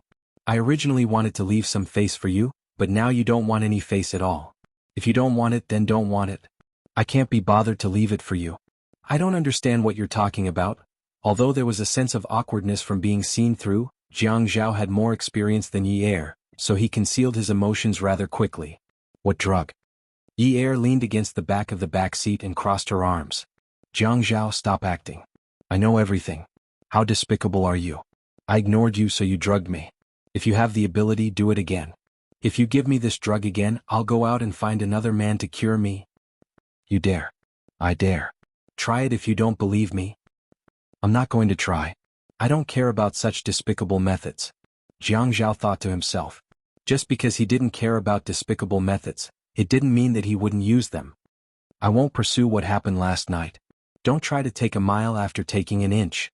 Yunyi, you said that I drugged you. Show me some evidence. If you don't have evidence, don't slander me like this. The two of them quarreled all the way home. At night, Jiang Zhao barged into Yi Er's bedroom with his pillow. Yi Er said in surprise, "What are you doing here?" "I'm here to sleep."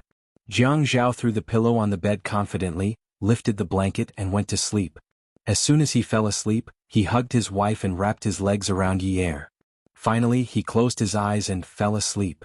No matter how much Yi Er pinched, twisted, or pushed him, the man slept like a pig as if he had been drugged with sleeping pills. Jiang Zhao, if you don't go back to your room to sleep, I'll go out to look for a place to stay tomorrow and won't come back. Jiang Zhao immediately rubbed his eyes and sat up as if he had just woken up. He got out of bed and left the room in a few steps. Yi Er sighed and was about to get out of bed and close the door when Jiang Zhao came in with a digital camcorder. He took out the card inside and inserted it into the computer on the table for Yi Er to see.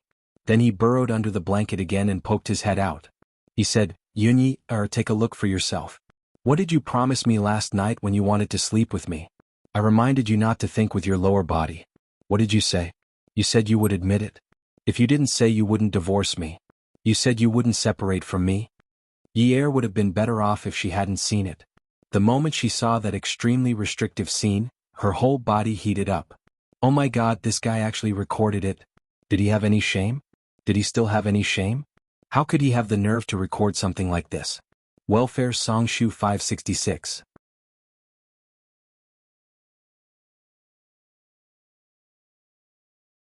Chapter 644. Yi Er wanted to crawl under the bed and hide under the bed. Jiang Zhao couldn't take it anymore. Although he was exhausted last night, the scene was replaying now.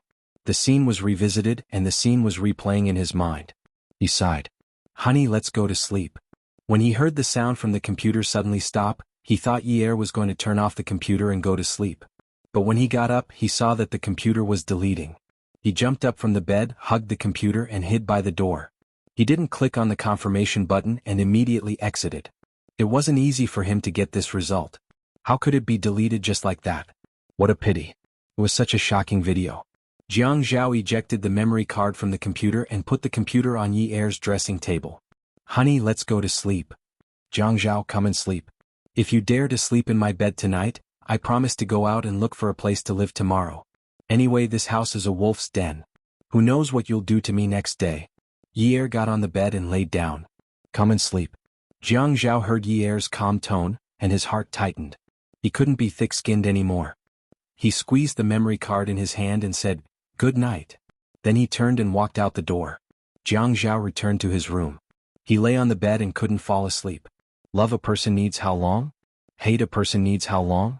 From love to hate a person needs how long? After hate, will you continue to love? The room was very quiet.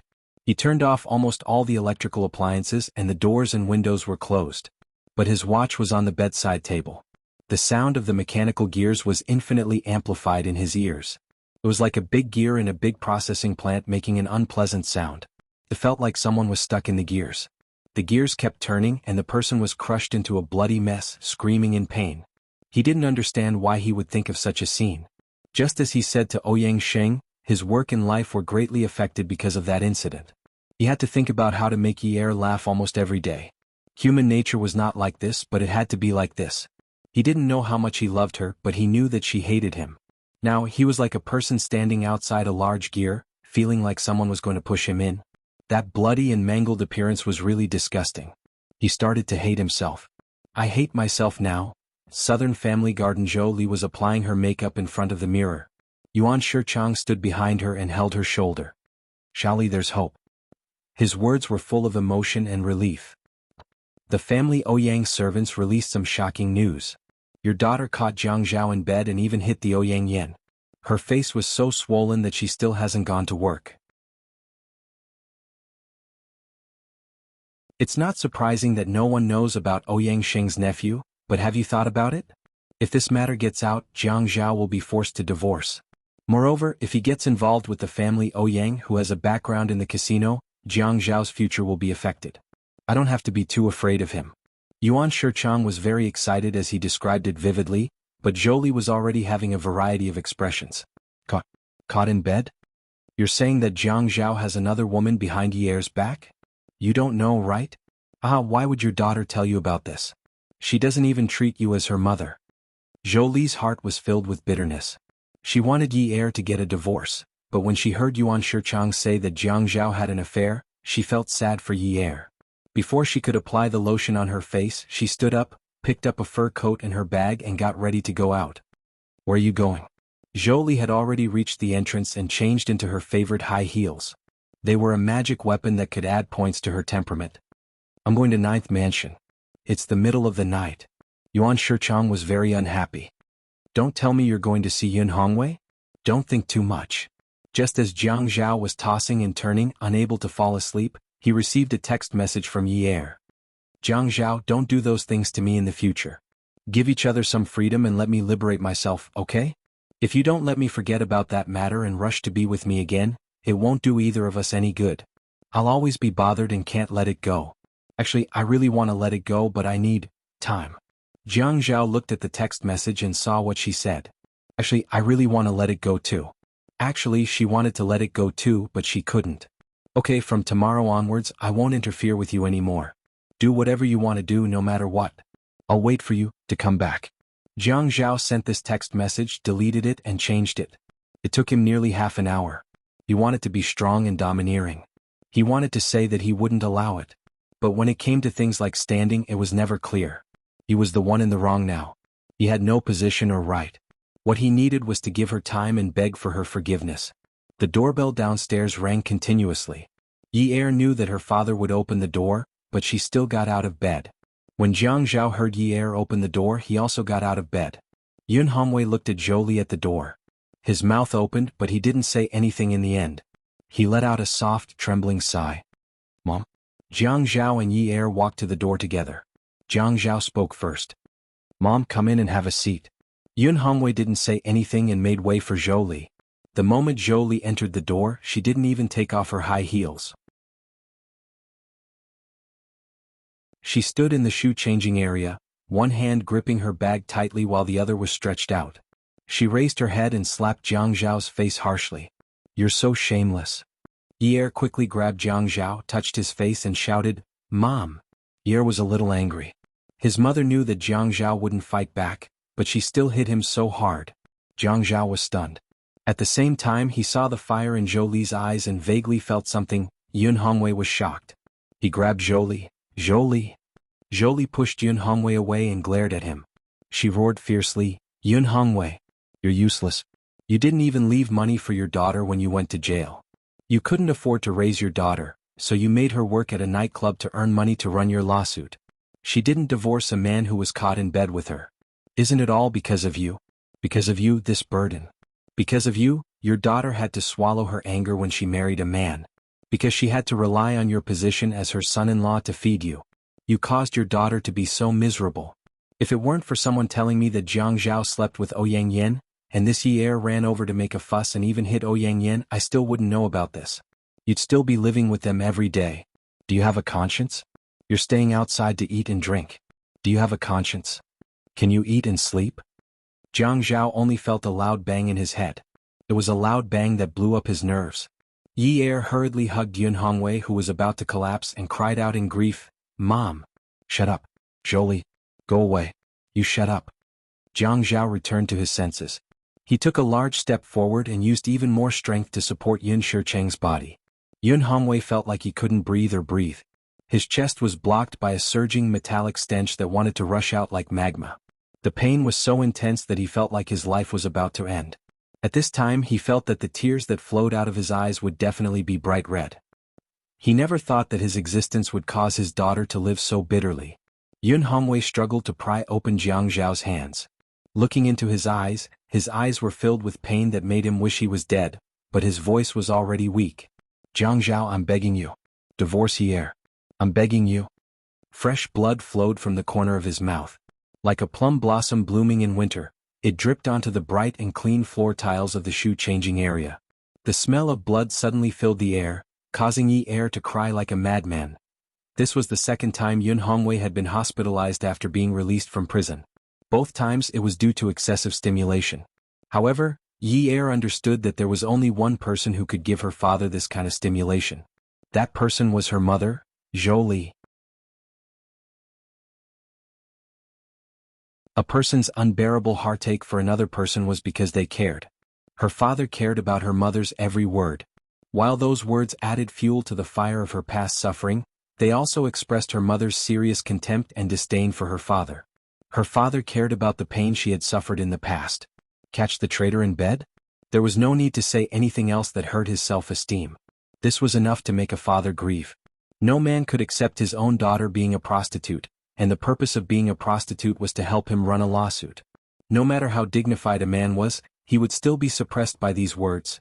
Hearing the sound of the ambulance again, smelling the smell of disinfectant that she had inhaled because of her father, Yi stared blankly at Jolie in the quiet and eerie corridor outside the resuscitation room. She didn't let Jolie leave.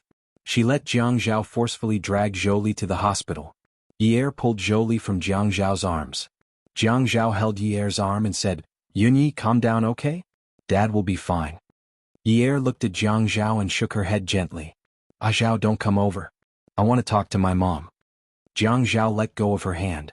He was so annoyed that he wanted to go to the corridor to smoke a cigarette, but he didn't dare to turn around. He only nodded at Yi. "Go ahead." "I won't go over." Yi dragged Jolie out of the resuscitation room with great force. Jolie was even a little scared. She had been scared when she saw Yun Hongwei vomiting blood and falling to the ground. Yi's tears kept welling up in her eyes, but she didn't let the tears that symbolized weakness escape her eyes.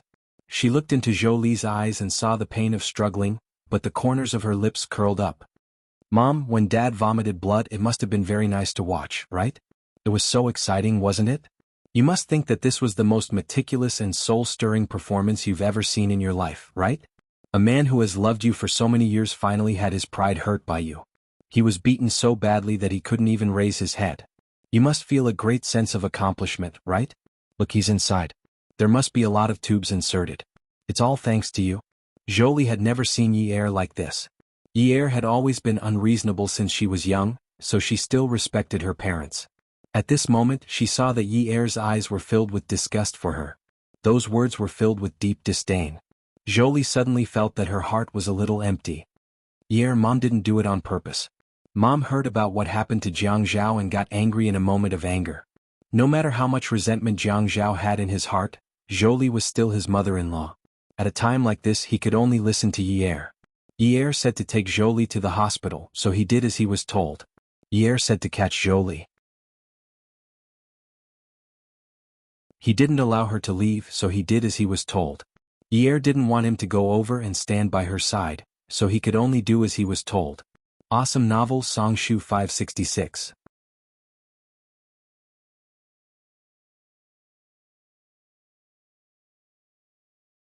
Chapter 645. However, the fear and uneasiness in her heart grew stronger and stronger. It was as if her heartbeat had been placed in a secret dark room. The sound echoed loudly in the dark area, creating a terrifying rhythm that made one's heart and soul tremble. Looking at Yi Er's expression, perhaps only he knew what Yun Hongwei, Si Jie, and Yi Er meant to her. Yi Er had always hoped to have a family with her family. She had said before that she wanted to have a family. She needed that little bit of warmth to penetrate her. She wanted to get back the things she had lacked in the past, the life she had lost when she was 17 years old. Those were very important to her, and they would make her feel at ease. Angry? Yi Er's spirit seemed to have suffered a huge blow. She hugged Zhou Li's shoulders tightly. She was very tall, and Zhou Li was not necessarily taller than her even though she was wearing high heels. Instead of hugging her shoulders, it was more accurate to say that she was tightly strangling her. Mom? Yi Er chuckled. Aren't you embarrassed? Aren't you embarrassed to say Mom didn't do it on purpose to me? Do you feel at ease when the word Mom comes out of your mouth? You asked if Dad has a conscience. What about you? What right do you have? Yi Er bent her back and rested her head on Zhou Li's shoulder. She pressed her lips against the side of Zhou Li's face, who was already trembling slightly. She moved closer to Zhou Li's ear, and her voice was filled with hatred. There were 2 doors to the emergency room. The upper half was made of glass and there was a curtain on the inside. At this moment, the 2 women were standing together. Their faces were so close that their images were reflected on the glass of the curtain. Zhou Li was afraid of Yi Er like this. Actually, Yi Er was just being naughty, but she was very filial to her parents. There was no lack of good things in the rich, but every time she received a gift from someone she would never forget to share it with her parents. Zhou Li was trembling slightly. Yi Er, right. Sorry? Are you saying it to me? Or are you saying it to yourself? That's funny. Actually, I just want to ask you. Just now at my house, what right do you have to talk about my dad like that? Yi Er said, my father is at home. Zhou Li's lips were still trembling. She realized that Yi Er wanted to embarrass and humiliate her. She wanted to break free, but Yi Er felt her buttons moving so he tightened his grip. Yi Er said slowly, You? What right do you have to be angry at Jianghu? Because you said he slept with another woman? He's my man. He did something wrong to me, so it's only right that I hit him. What about you? What right do you have to hit him? Mother-in-law? Did you come when we had our wedding banquet? Have you ever drunk from him? If it was my father who hit him today, I would have nothing to say. I would even kneel down and beg my father not to be angry.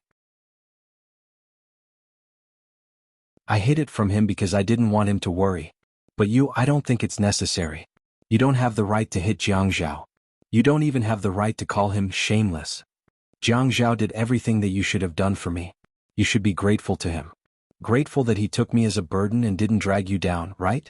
If it wasn't for Jianghu taking me in, aren't you afraid that I would be forced to look for you in desperation? Han Jianghu could hear it. He was standing not far away. He exhaled and turned around. His palms slowly clenched into fists. The more he clenched them, the tighter they became. Yi Er's choked and trembling voice hammered at his heart. Pain. Zhou Li opened her mouth in shock. Her eyes were getting more and more wet. She couldn't tell if the curtain behind the glass was white or light blue. Yi Er laughed self-deprecatingly. Now you care? Now you're saying that you're angry? You said that I sat in a nightclub? Stage. I sat in a nightclub? Why didn't you get angry when I was on stage? I caught Jianghu sleeping with another woman. Just because of that, you have the right to be angry? You didn't get angry when he saved me from the gangster's knife. You didn't get angry when he snatched me back from under the wheels of the killer. You didn't get angry when he found a better school for Si Jie. You didn't get angry when he married me. You didn't get angry when he gave me a big house to live in. You didn't get angry when he put his money in my hands. You didn't get angry when he put up with pressure to get my father out for medical treatment. Now that there's some trouble, you're angry? If you're angry, you'll anger my father to death too. You'll be satisfied. Yi Er's voice was very low. He was like a ghost in the dark night, casting a suffocating curse. Zhou Li's body started to tremble. You said that you're angry. Tell me why? Because you love me? Because you care about me? Because you're afraid that I'll be wronged? You heard that my man is having an ambiguous relationship with another woman. You're upset, you're heartbroken. You think that since I'm your daughter can't bear to be wronged? Ye sniffed hard and looked at the reflection in the glass. You said that I'm living in silence. Madame Zhou, do you know that before I met Jianghu, I was living in silence even more than I am now? Do you know that? Do you know why I had to suffer in silence in the past? Because I don't have a mother, my father is in prison, and I don't have any skills. I can only work as a waiter in a nightclub. You said that my father is a burden, but I don't think he's a burden at all. Do you think he wants to be like this? He's a gentle man. He's smart and can do business, but he can't do it now because he's carrying a case. But I'm still willing to look up to him like before. Because he never gave up on me. When he was at his toughest, he also wanted me to live well. When you say that he's useless, how useless are you? He's afraid that his daughter will put herself in danger. Every time I visit him in prison, he always says that he's fine. But do you know what kind of life there is? In order to make him confess, those people will do anything. In the past, I didn't know why I rarely saw my father in the summer. Now I understand. He doesn't wear much in the summer. He's always injured. He's afraid that I'll be sad if I see him. I believe that he'll suffer more humiliation, but he never told me that last time he was beaten to the point that he couldn't get out of bed. I went to see him, but he didn't want to see me. I saw him in pain on the bed from the surveillance camera. In that kind of environment, he still comforted me. He said that he'll be fine. He told me not to cause trouble for him. He told me to go to school, but I still wanted to save him. Madame Zhou, do you know why? Because every time he comforted me, he let me know that I have a father. My father loves me. He loves me so much that he doesn't let me run around. I feel love. A father's love for his daughter. When I'm loved and cared for, I have a lot of motivation to do things without hesitation. Ye sobbed. I believe that those people not only tortured him physically but also mentally. He's changed a lot. I never knew that he had a heart problem. I never knew that he would talk about something like this. He's like an old man going through menopause. But he's still so young. The last time I went to the market with him, when someone locked the moped, his face suddenly changed. He grabbed my arm in fear, but he refused to say anything. I saw that he was trembling. I followed his gaze and saw that the person locked the moped with a metal chain. The sound of the metal chain made him afraid. That night he sat in the living room, turned on the lights and kept watching TV. I stayed by his side until dawn. He needs me very much. I feel that I'm his pillar of support. He's no longer the Yun Hongwei of the past. Do you have to be so bent on killing him? At least he treated you well. At least he didn't want to drag you down when he was in trouble. He never wanted to be anyone's burden. No matter how much you look down on him, he's still my father. But no matter how I look at it, I feel that he's more than worthy of you. Because I need him more than I need you. I believe that Jeff feels the same way. Ye looked at the blurry scene in front of her. She really wanted to bite off the woman's ear, but she still had some rationality left. She couldn't. Ms. Zhou, since you hate us so much, don't appear in front of us again, okay? Actually, I don't need you. You feel sorry for me. You're angry at Jianghu. You hit him, but I feel that he loves me more than you do. Why do you have to make your stand clear? I really don't need you. Ye suddenly laughed hard. Do you think that it's easy to snatch Jie after angering my father to death? You're wrong. I'll make Jie not want to be with you. Maybe I'll even make him hate you. Don't force me to do that.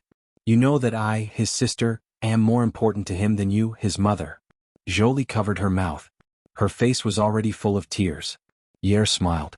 She didn't wipe the tears from her face. Instead, she reached out and wiped the tears from Jolie's face. She smiled happily. Mom.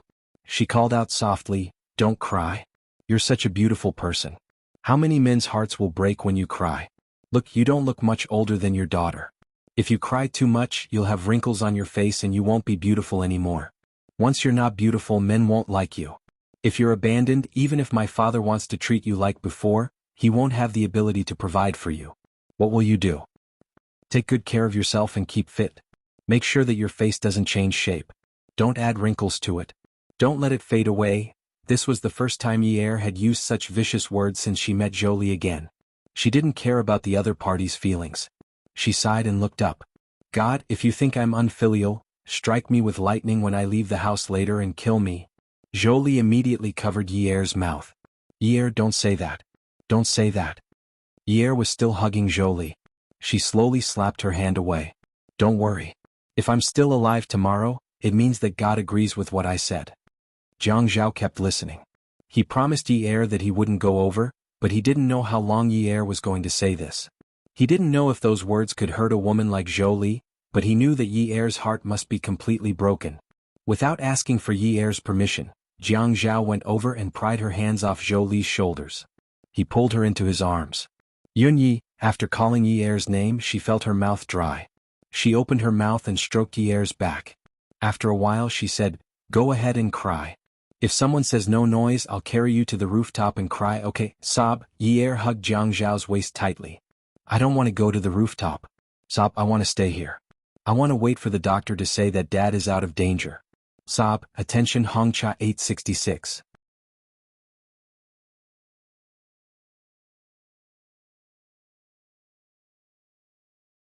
Chapter 646.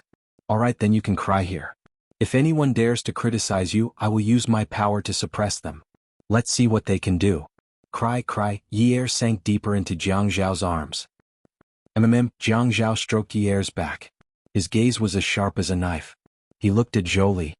He did not say anything, but his eyes told Zhou Li that he wanted to kill her. Zhou Li trembled. This time, after Yun Hongwei was hospitalized, Yi Er did not stay by his side like before. She hired a nurse and went to the dance studio in high spirits. She went to class and visited the hospital once at night before going home. She knew that if she stayed by his side at the hospital, Jiang Zhao would come to the hospital. She did not have much to do now, but Jiang Zhao was really busy. He needed to rest well. The two of them still slept in separate rooms, but they ate and went out together every day.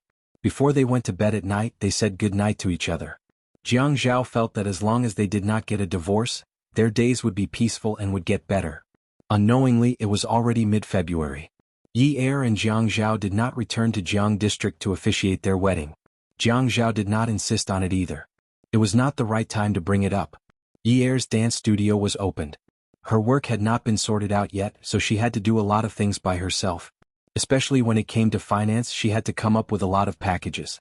It was very troublesome to calculate the money. Yi Er felt that she had to ask Jiang Zhao properly when she got home at night on how to solve the financial problems. Xiaoye's custom-made dance studio was just opposite Yi Er. Yi Er was very busy, but Xiaoye was not. Zhuang Yichen had helped her manage her career very smoothly. She had matured a long time ago. So Xiaoye always went to Yi Er's dance studio to look for Yi Er. After finding out about Yun Hongwei's hospitalization, Xiaoye was much more principled than before. She would always say in front of her, "Actually, a woman should find a reliable man. It's really impossible to live without a man at home. Jiang Zhao is really a good person. You're so lucky. Men like that are rare nowadays." Yi Er just smiled and said, "He is indeed a good guy. You shouldn't always be single." "Yes, I will also find a man to marry." Yi Er was checking the accounts at the cashier counter.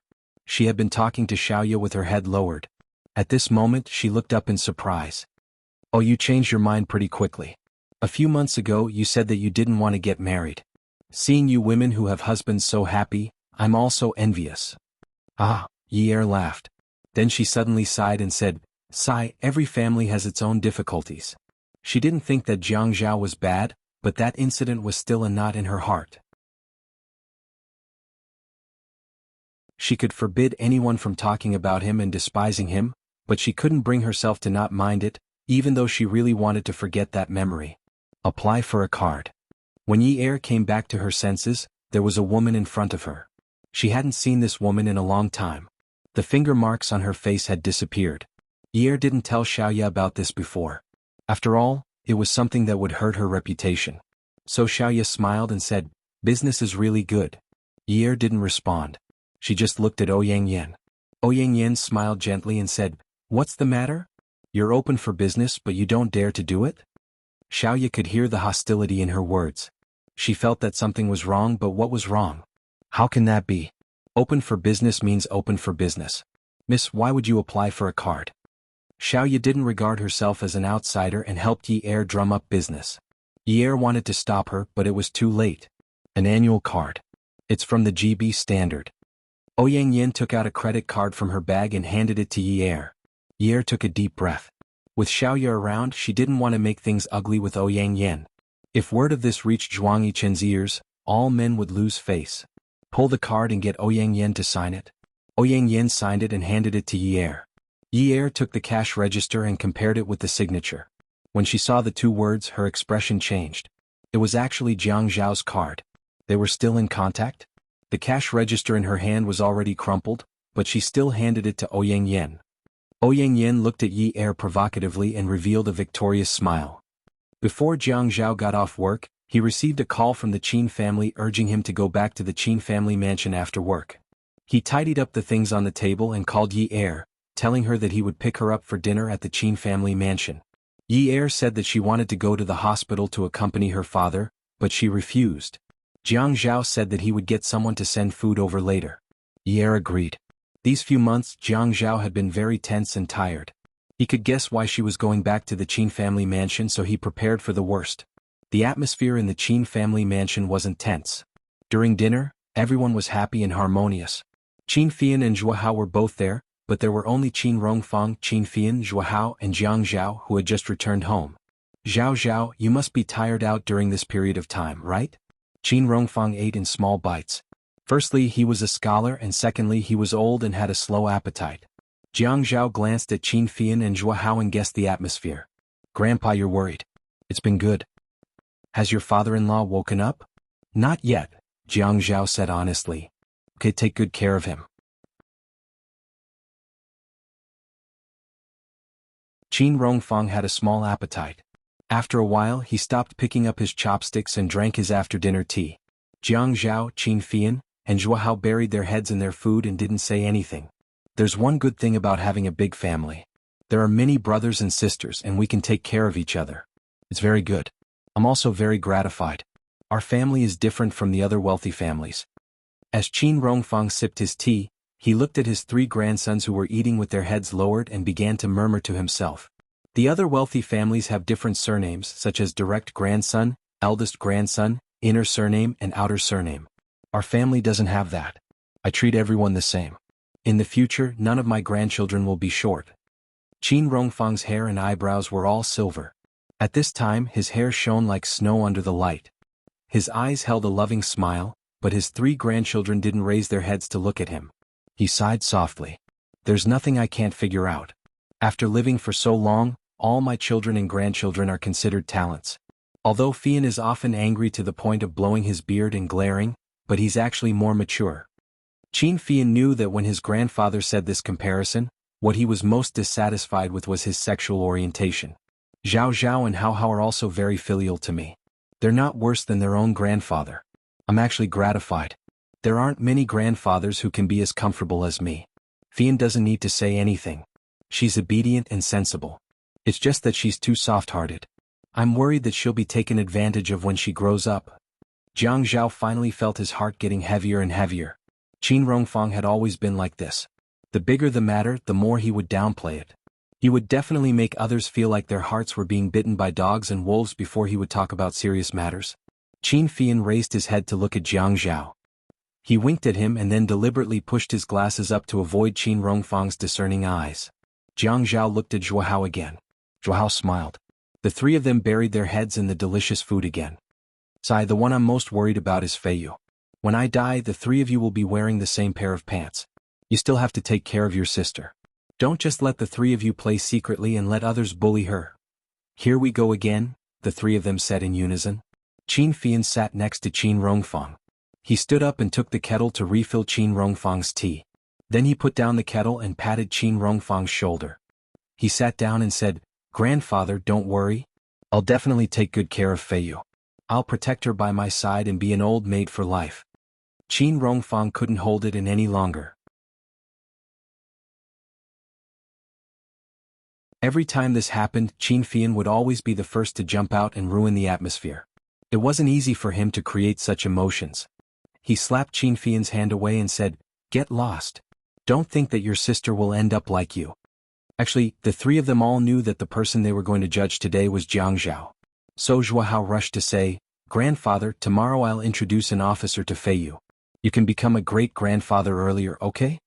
Qin Rongfang slammed the table in anger. He didn't even care about his immortal aura anymore. Nonsense. Feiyu is only a few years old. You want to be a great-grandfather now? Are you trying to harm her? Jiang Zhao didn't answer. Qin Rongfang waited for a while. Jiang Zhao didn't answer. He knew that none of his grandsons were rabbits. They were all foxes. Zhao Zhao, don't you have any objections? Jiang Zhao looked like he was enjoying his food. He waited until all the food had gone into his stomach before saying, "Why don't we ask Feiyu if she's in a relationship? Why don't we bring her boyfriend home to take a look?" Umph. Qin Rongfang's silver eyebrows were about to turn green with anger. He didn't want to talk about this at all. His main thought was that the three of them were in cahoots. They were working together to deceive this old man. Were they trying to act dumb? "Tell me, what have you been doing these past few months?" Jiang Zhao wiped the corners of his mouth with a napkin and smiled. "I'm the eldest. I'll go first." Jiang Zhao coughed. "I'm laying the foundation for my next promotion to the standing committee. I won't go into the details. The business of my two companies is getting more and more important. I want to hire a CEO, so there are a lot of chores at home. Luckily, Yunyi is taking care of me a lot, so I'm not too distracted." Qin Fian raised his hand. "I'm number 2. Brother, I'm done talking. I said that the land that I wanted to get for Route 326 was taken by the Shi family and I felt uncomfortable about it. Brother showed me the blueprint for Route 2 and I circled a few pieces of land to watch the auction. Last month, I won one of them and I still want to get 2 pieces of land from the other 2 prime locations. My focus is on this because the company's other businesses are going well and I don't have to worry too much." "Oh right, another company is holding a press conference for their high-end swimming product this month," Zhuahao said. "Then it's my turn. There's a real combat exercise at the end of January, so I've been busy with these things for a while." Qin Rongfang slammed the table. "Enough. Have you brats learned how to play dumb now? Have you learned how to play dumb? Are you trying to anger me to death?"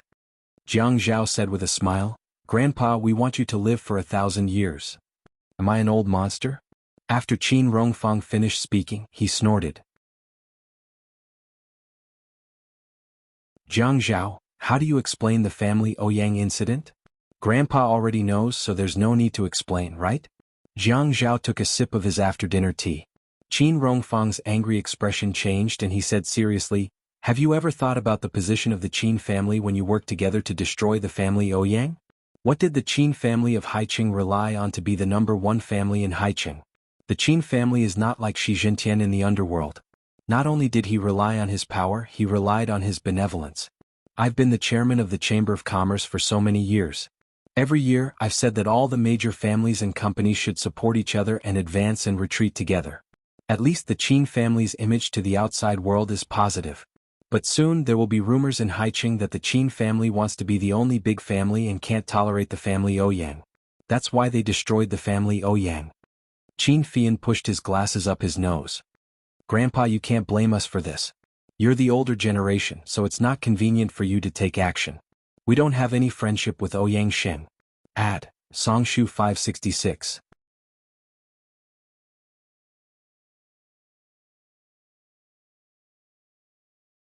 Chapter 647. Zhuahao was a handsome and resolute soldier. He was more serious than Qin Fian when he spoke. "Grandpa, if we intervene in this matter, my brother will do it alone. It will be easier for him to get into trouble. It's not like you don't know his temper. He did this because he couldn't take it lying down. If you want to talk about taking the big picture into consideration, we've already taken the big picture into consideration."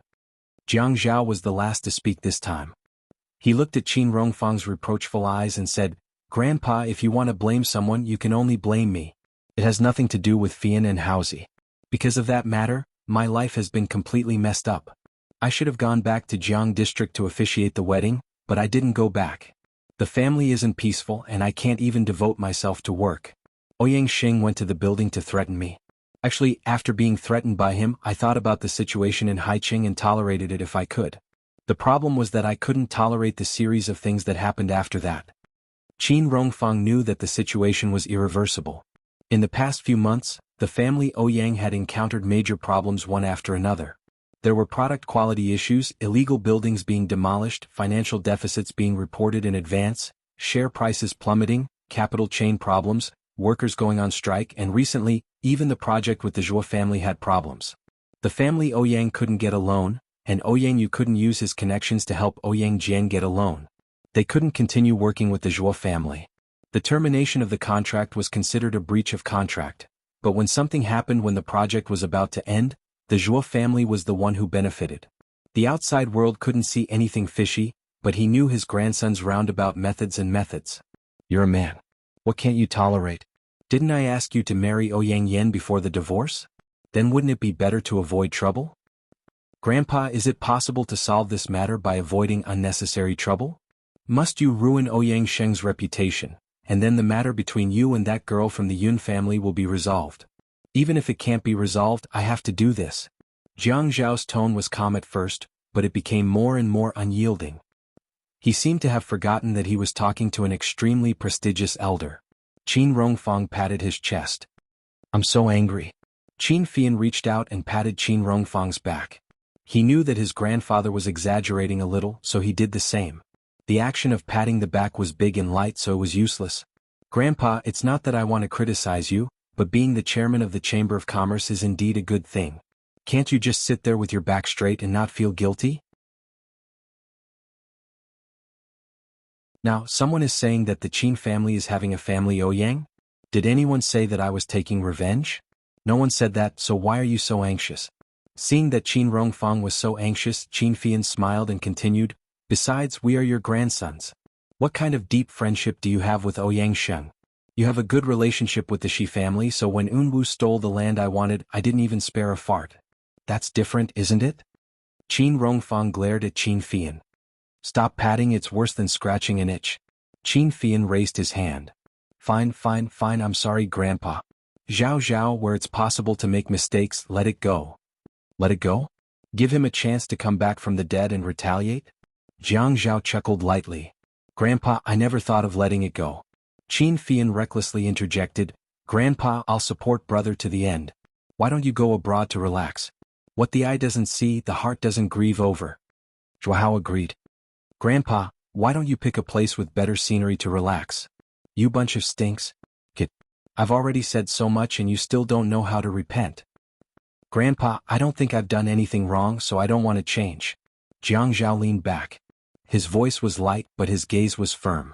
Qin Fian added, Grandpa, as the saying goes, don't do to others what you don't want done to you. Don't tell me you encountered something like this in the past? Would you have tolerated it? In any case, I don't think brother did anything wrong. If you don't like it, just turn a blind eye and pretend you don't know. Qin Rongfang closed his eyes. It's easier for me to just close my eyes. Then the three of us will send you back to your room to rest. All of you leave. We'll take our leave. Qin Fian stood up with a smile and gestured to Jiang Zhao and Zhuahao. The three of them left the hall. Zhuahao patted Jiang Zhao's shoulder and said somewhat mockingly, Brother, about this matter, I actually think you were a little too harsh. Ouyang Sheng was so angry that he was hospitalized again. There are even blisters on his mouth. Jiang Zhao laughed. I wasn't the only one who did it. You were the one who was the most ruthless. Don't forget, the Zhuo family is the one who really profited. I remember you told me before that you wanted to ask Big Brother Jiang to build a 7-star hotel for him. Look at how anxious you are now. He keeps spitting out money and it doesn't even go into your pocket. It's not worth it. Qin Fian bumped into Jiang Zhao. We can't wait. If we want to do it flawlessly, it'll take too long to contact him. Brother, you said that even Grandpa noticed it. How can Ouyang Sheng not notice it? Zhuahao was a little worried. He stopped in the courtyard and looked sideways at Jiang Zhao. Jiang Zhao shook his head. If he had guessed it, with his arrogant and conceited personality, he would have made a fuss long ago. Didn't we set up so many smoke bombs and side projects to cause him to be confused? He's probably suspecting the provincial party committee now.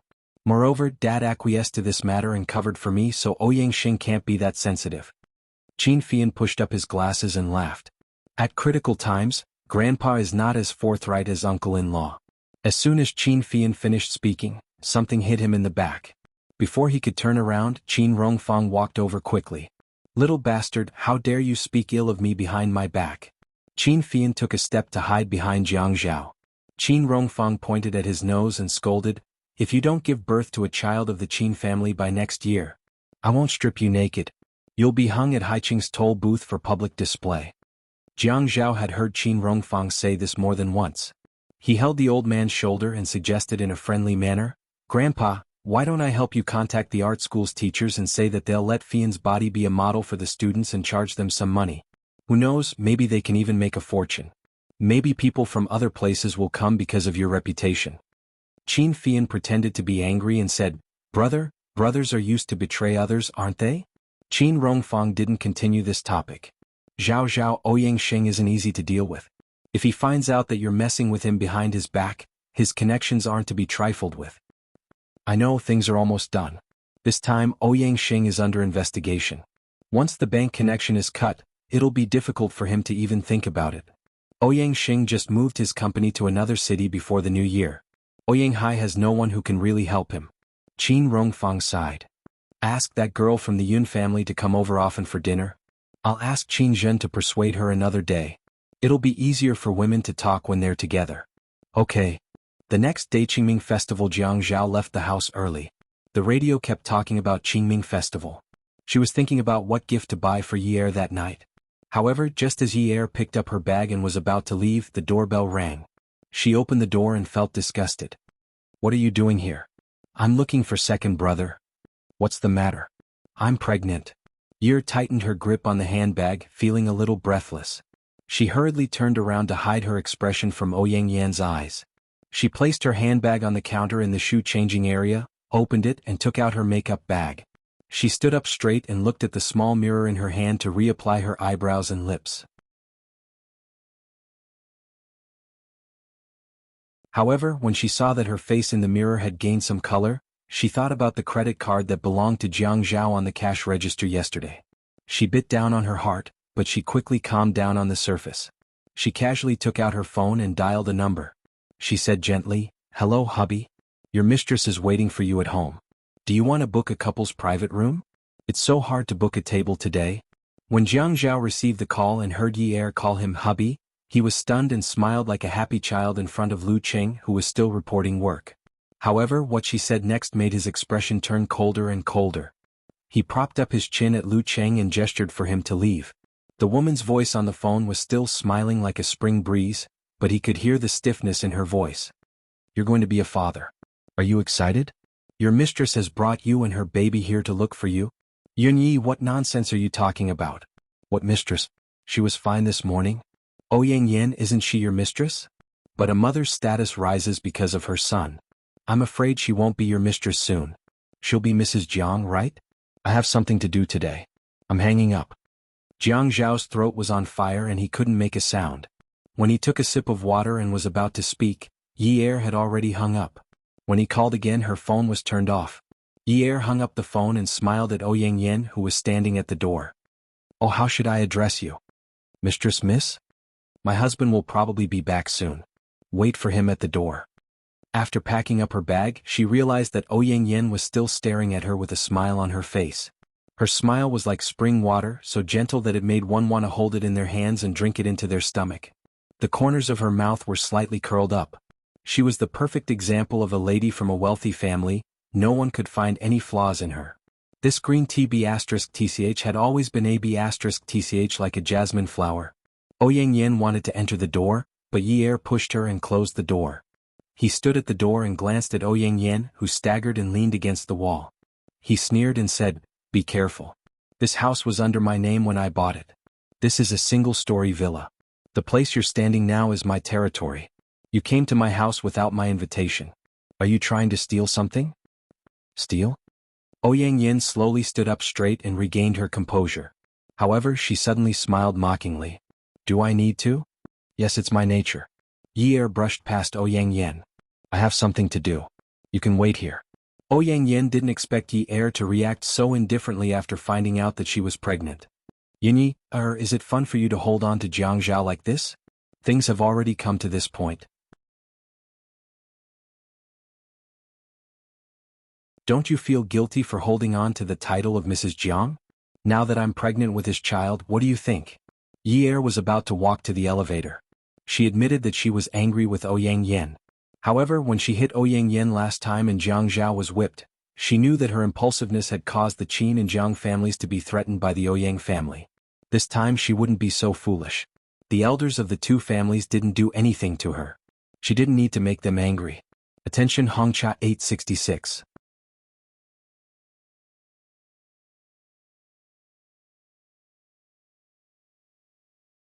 Chapter 648. Even so, there was a limit to her patience. She turned around and glanced at Ouyang Yan's abdomen. Then she looked at her face and sneered, "What am I afraid of? I'm not pregnant. If I really get divorced, I'll still marry a good man. What about you? Are you so sure that I'll get divorced? Actually, I'm thinking right now. I won't get divorced even if I die. I'll let you bear a big belly until you give birth. As a single mother, what's so great about being able to give birth? Any woman can give birth as long as her body functions are normal. Can you give birth to a rare egg? Yi Er stared at Ouyang Yan's belly again and sneered, but I see that you really can only give birth to eggs when you're with a human. Ouyang Yan held her head. Too many things had happened at home recently, and she had been dealing with them all the time. Now that Yi Er had scolded her inhumane, she was annoyed and angry. You can't even give birth to an egg. Yi Er saw that Ouyang Yan was a little angry. This woman changed so quickly. In the past, when they stood together, she really couldn't see any changes in Ouyang Yan's mood. Now that she was angry, it was so obvious. Why did she feel so happy to see this woman angry? Haha, it's not that I can't give birth to a child. I'm different from you. I'm too young and don't want to give birth at all. We haven't even spent enough time together. Wouldn't it be troublesome to give birth to a child? I'm different from you. You'll be lonely if you're alone. You're not like me. I have a husband to eat with, chat with, sleep with, and travel with my husband every day. If you don't give birth to an egg and come out to play, I'm afraid you'll go crazy and jump off a building. Yi Er didn't continue talking to Ouyang Yan. She was just showing off. This woman was more sophisticated than her. She was no match for Ouyang Yan at all. If she stayed any longer, she would be the one who would be angry. She ignored Ouyang Yan and pressed the elevator button to leave. Ouyang Yan was really angry at Yi Er's words. Seeing the elevator door close, her watery eyes became as cold as a knife. She gritted her teeth and felt that she had always been too dignified. That was why she was defeated by Yun Yi. Jianghu had loved her before, but she, who had always been cautious, was not as free and easy as Yun Yi. Men liked the new and hated the old. Jianghu must have felt that a woman like Yun Yi was fresh and exciting. She couldn't understand the so-called true nature of a man, but she knew that men were not good people. They were all eating from the bowl and looking at the pot. When Ouyang Yan left Ninth Mansion, she received a call from Jianghu. Ouyang Yan, what the hell are you doing? Second brother? Ouyang Yan slowed down the car and laughed to herself. Ouyang Yan? Have you forgotten that you've always called me Yun Yun? Do you want to die? Who told you to look for her? It was just a light mockery, but when he stepped on the brakes, it turned into a guffaw. He laughed until tears came out of his eyes. She could hear the man's heavy breathing, and she could hear the sound of his teeth grinding. Since she was young, she had never seen Jianghu angry. Although many people said that Jianghu was not easy to get along with, and although he treated people well, he was actually a little cold and arrogant. Even so, Jianghu treated her well and was almost obedient. When they were young, she was the princess that everyone worshipped. After they got together, she was the princess in his hands. He had never lost his temper and shouted at her. He even viciously said that she wanted to die, didn't she? When Yun Yi hit her, not only did he not help, he even grabbed her hand and let Yun Yi hit her. After so long, he didn't ask if she was doing well, but asked if she wanted to die. Laughter, cries, and the sound of falling tears. Even if Ouyang Yan cried, she had never cried like this before. Jianghu had already returned to mansion number 9, but there was no one at home. He called Yi Er's cell phone, but she didn't pick up. When he called the store, the clerk who went there early said that the boss hadn't gone to work yet. It wasn't easy for him to calm down his life, but now it was a mess. He felt that God had made things for him, testing his endurance time and time again. Do you only have Yun Yi in your heart now? But I'm pregnant with your child. What should I do? Ouyang Yan cried and laughed as she covered her mouth. Do you want to abandon your debt and live happily ever after with Yun Yi? Are you dreaming? I won't do as you wish. That's great, that's great. Yun Yi must hate you to death. Why do I feel so comfortable?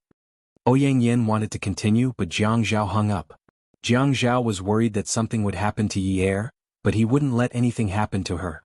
The first thing he should do now was to find her. Yi Er went to the dance studio. She needed to find something to do. She couldn't think about Ouyang Yan's pregnancy.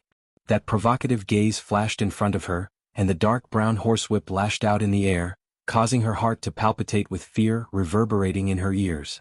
Jianghu worked from Monday to Friday. Occasionally he would work overtime on weekends. She basically knew his schedule. When he was free, he would accompany her at home. The two of them would also go to the movies. Although they slept in separate rooms during this period, she felt that their relationship was becoming more normal. They were no longer like before, where they wanted to win or lose in everything. Most of the time he would give in to her. Occasionally he would get a little angry, but if that was the case she would give in to him. At the end of the day neither of them wanted a divorce. Even if she minded that matter, she still couldn't bear to part with him. Especially when she felt how good he was to her. Sleeping in separate rooms must have made him hungry, right? In the past, she knew that if a man didn't have enough to eat at home, he would go out to eat. Xia Qian parked her car at the roadside. She got out of the car and called Xiaoya. "Sis, I'm at Yi Er's office. I'll come over to look for you later." Xiaoya said, "I'll come over to look for you guys later." After hanging up, she went to look for Yi Er. However, Xia Qian followed behind Yi Er and listened to her scolding people. First, she said that people didn't wipe the wall mirrors clean. Then she said that the voice at the reception desk was impolite. Then she said that someone was slacking off early in the morning. Xia Qian finally followed Yi Er to her office. She sighed and said, "Yunyi, are you like this at home too? Jiang Zhao likes a woman like you? Oh my god, he has such strong taste. He likes a woman who nags like she's going through menopause. How can he like a woman with such a sharp tongue? Isn't this too tasteless?" Yi Er had been angered by Ouyang Yan's bitch attitude this morning. Now that she was provoked by Xia Qian, she almost stomped her feet. She was paired with Jiang Zhao and Jiang Zhao was tasteless? The last time she beat up Ouyang Yan and let Ouyang Xing threaten the Jiang and Qin families, it was not what she wanted. This time she did not vent her anger. Xia Qian happened to be there. She rolled up her sleeves and pounced on Xia Qian. But when she was about to push Xia Qian to the ground and tickle her, Jiang Zhao pushed open the door of Yi Er's office. Yi Er was stunned. She rolled her eyes at Jiang Zhao and stared at him angrily. Xia Qian turned and saw Jiang Zhao. "Mayor Jiang, hurry up and drag this commoner's wife out of the office. She is going to turn the world upside down." When Xia Qian said that Yi Er was a commoner, Yi Er remembered Ouyang Yan's noble and reserved manner. "Who are you calling commoner? Who are you calling commoner?" She stretched out her hand to strangle Xia Qian and Jiang Zhao walked over. He bent down and picked up Yi Er from the floor. He looked at her coldly. Xia Qian stood up. She was an idiot and felt the atmosphere was weird. But her instincts told her that Jiang Zhao wanted to uphold justice for her. "Jiang Zhao, you better teach your wife a lesson. She does not behave like a commoner's wife at all. She is such a B*TC. It's embarrassing to bring her out." Jiang Zhao turned and looked at Xia Qian angrily. "Xia Qian, seems like you are not comfortable with your internship at the TV station?" Xia Qian finally realized that they were husband and wife. Her job was arranged by Jiang Zhao, and it was easy for her to get into the city television station. Many low-ranking officials and their families could not even get the chance to be an intern. Who knows how many red packets they would have to bribe them. However, she did not spend a single cent. She was a person who did not forget to dig the well. When she saw Jiang Zhao, he was her benefactor. She could not treat him as casually as she treated Yi Er. Hence, she immediately laughed and scratched her head. "Haha, it's very comfortable, very comfortable. I am here today to tell Yi Er that I will be doing an interview at the city's swimming pool in a few days. You all can look for the news tomorrow." Xia Qian felt that she must show her face during this interview. She suddenly felt that she was going to be a celebrity. This feeling was too good. Yi Er shouted at Xia Qian. "Lousy host. Who wants to see you?" Xia Qian jumped back and raised her hand to stop him. Fine. I will leave first. You can come and see me again when I become an unbreakable host. I feel that your yin and yang are out of balance and you have a bad temper. I suggest you go to a doctor to recuperate. I have been following a program recently. The TV station is doing a health program that focuses on how to maintain one's health and recuperate. I suggest you take a look. Xia Qian, if you continue to stay here, I am afraid you won't be able to escape the interview at the swimming pool. Many people are trying to squeeze into that internship. Jiang Zhao had just finished speaking when Xia Qian's voice reached the corridor. "I am leaving. I wish you all a blissful marriage." When Xia Qian arrived at Xiaoya's workplace, she sighed and told her about what had happened at Yi Er's place. "Sis, Yi Er is so unrighteous. She actually wanted to fight with me. She is such a shrew." There was a stage in front of Xiaoya. The stage was wrapped in a wedding gown. The white gauze flowed on the ground, leaving a happy trail behind it. Xiaoya's hand was under her chin, covering the area below her nose. Her eyes were clear and bright as she stared at her work. It was as if there was a living person standing in front of her. She saw the beautiful smile on the bride's face. Although the bride had beautiful shoulder blades, her neck was a little short. The bride was also a little conservative. If the gown was changed to a V-neck, would the bride be able to accept it? There were accessories and lace on the work table. She picked up 2 pieces of luxurious hand-knitted lace and imagined how the wedding gown would look like after the change. She placed the lace on the shoulder straps and pulled it down to the cleavage at the chest. Then she picked up the sketchbook and pencil on the work table. She erased the top half of the wedding gown with an eraser and sketched seriously. The lace sleeves were slightly blistered and stretched all the way to the chest. The V-neck looked deep, but the faintly discernible lace was able to block the glow that everyone coveted. The lace on the sleeves was changed again. The density of the silk flowers was higher than the lace on the chest. The texture was soft. The bride's shoulders were too thin and the bones on her shoulders were too protruding. The lace sleeves just wrapped around the bones. Songshu 566, that you're tuning in to the Han Li's Wuxia Adventures YouTube channel. We're so grateful for your support, and don't forget to subscribe to join us on this incredible journey through captivating stories. Your generosity through donations truly makes a world of difference, as it's the primary source of revenue that allows me to expand and enhance this channel for you. Thank you from the bottom of my heart for being a part of this adventure.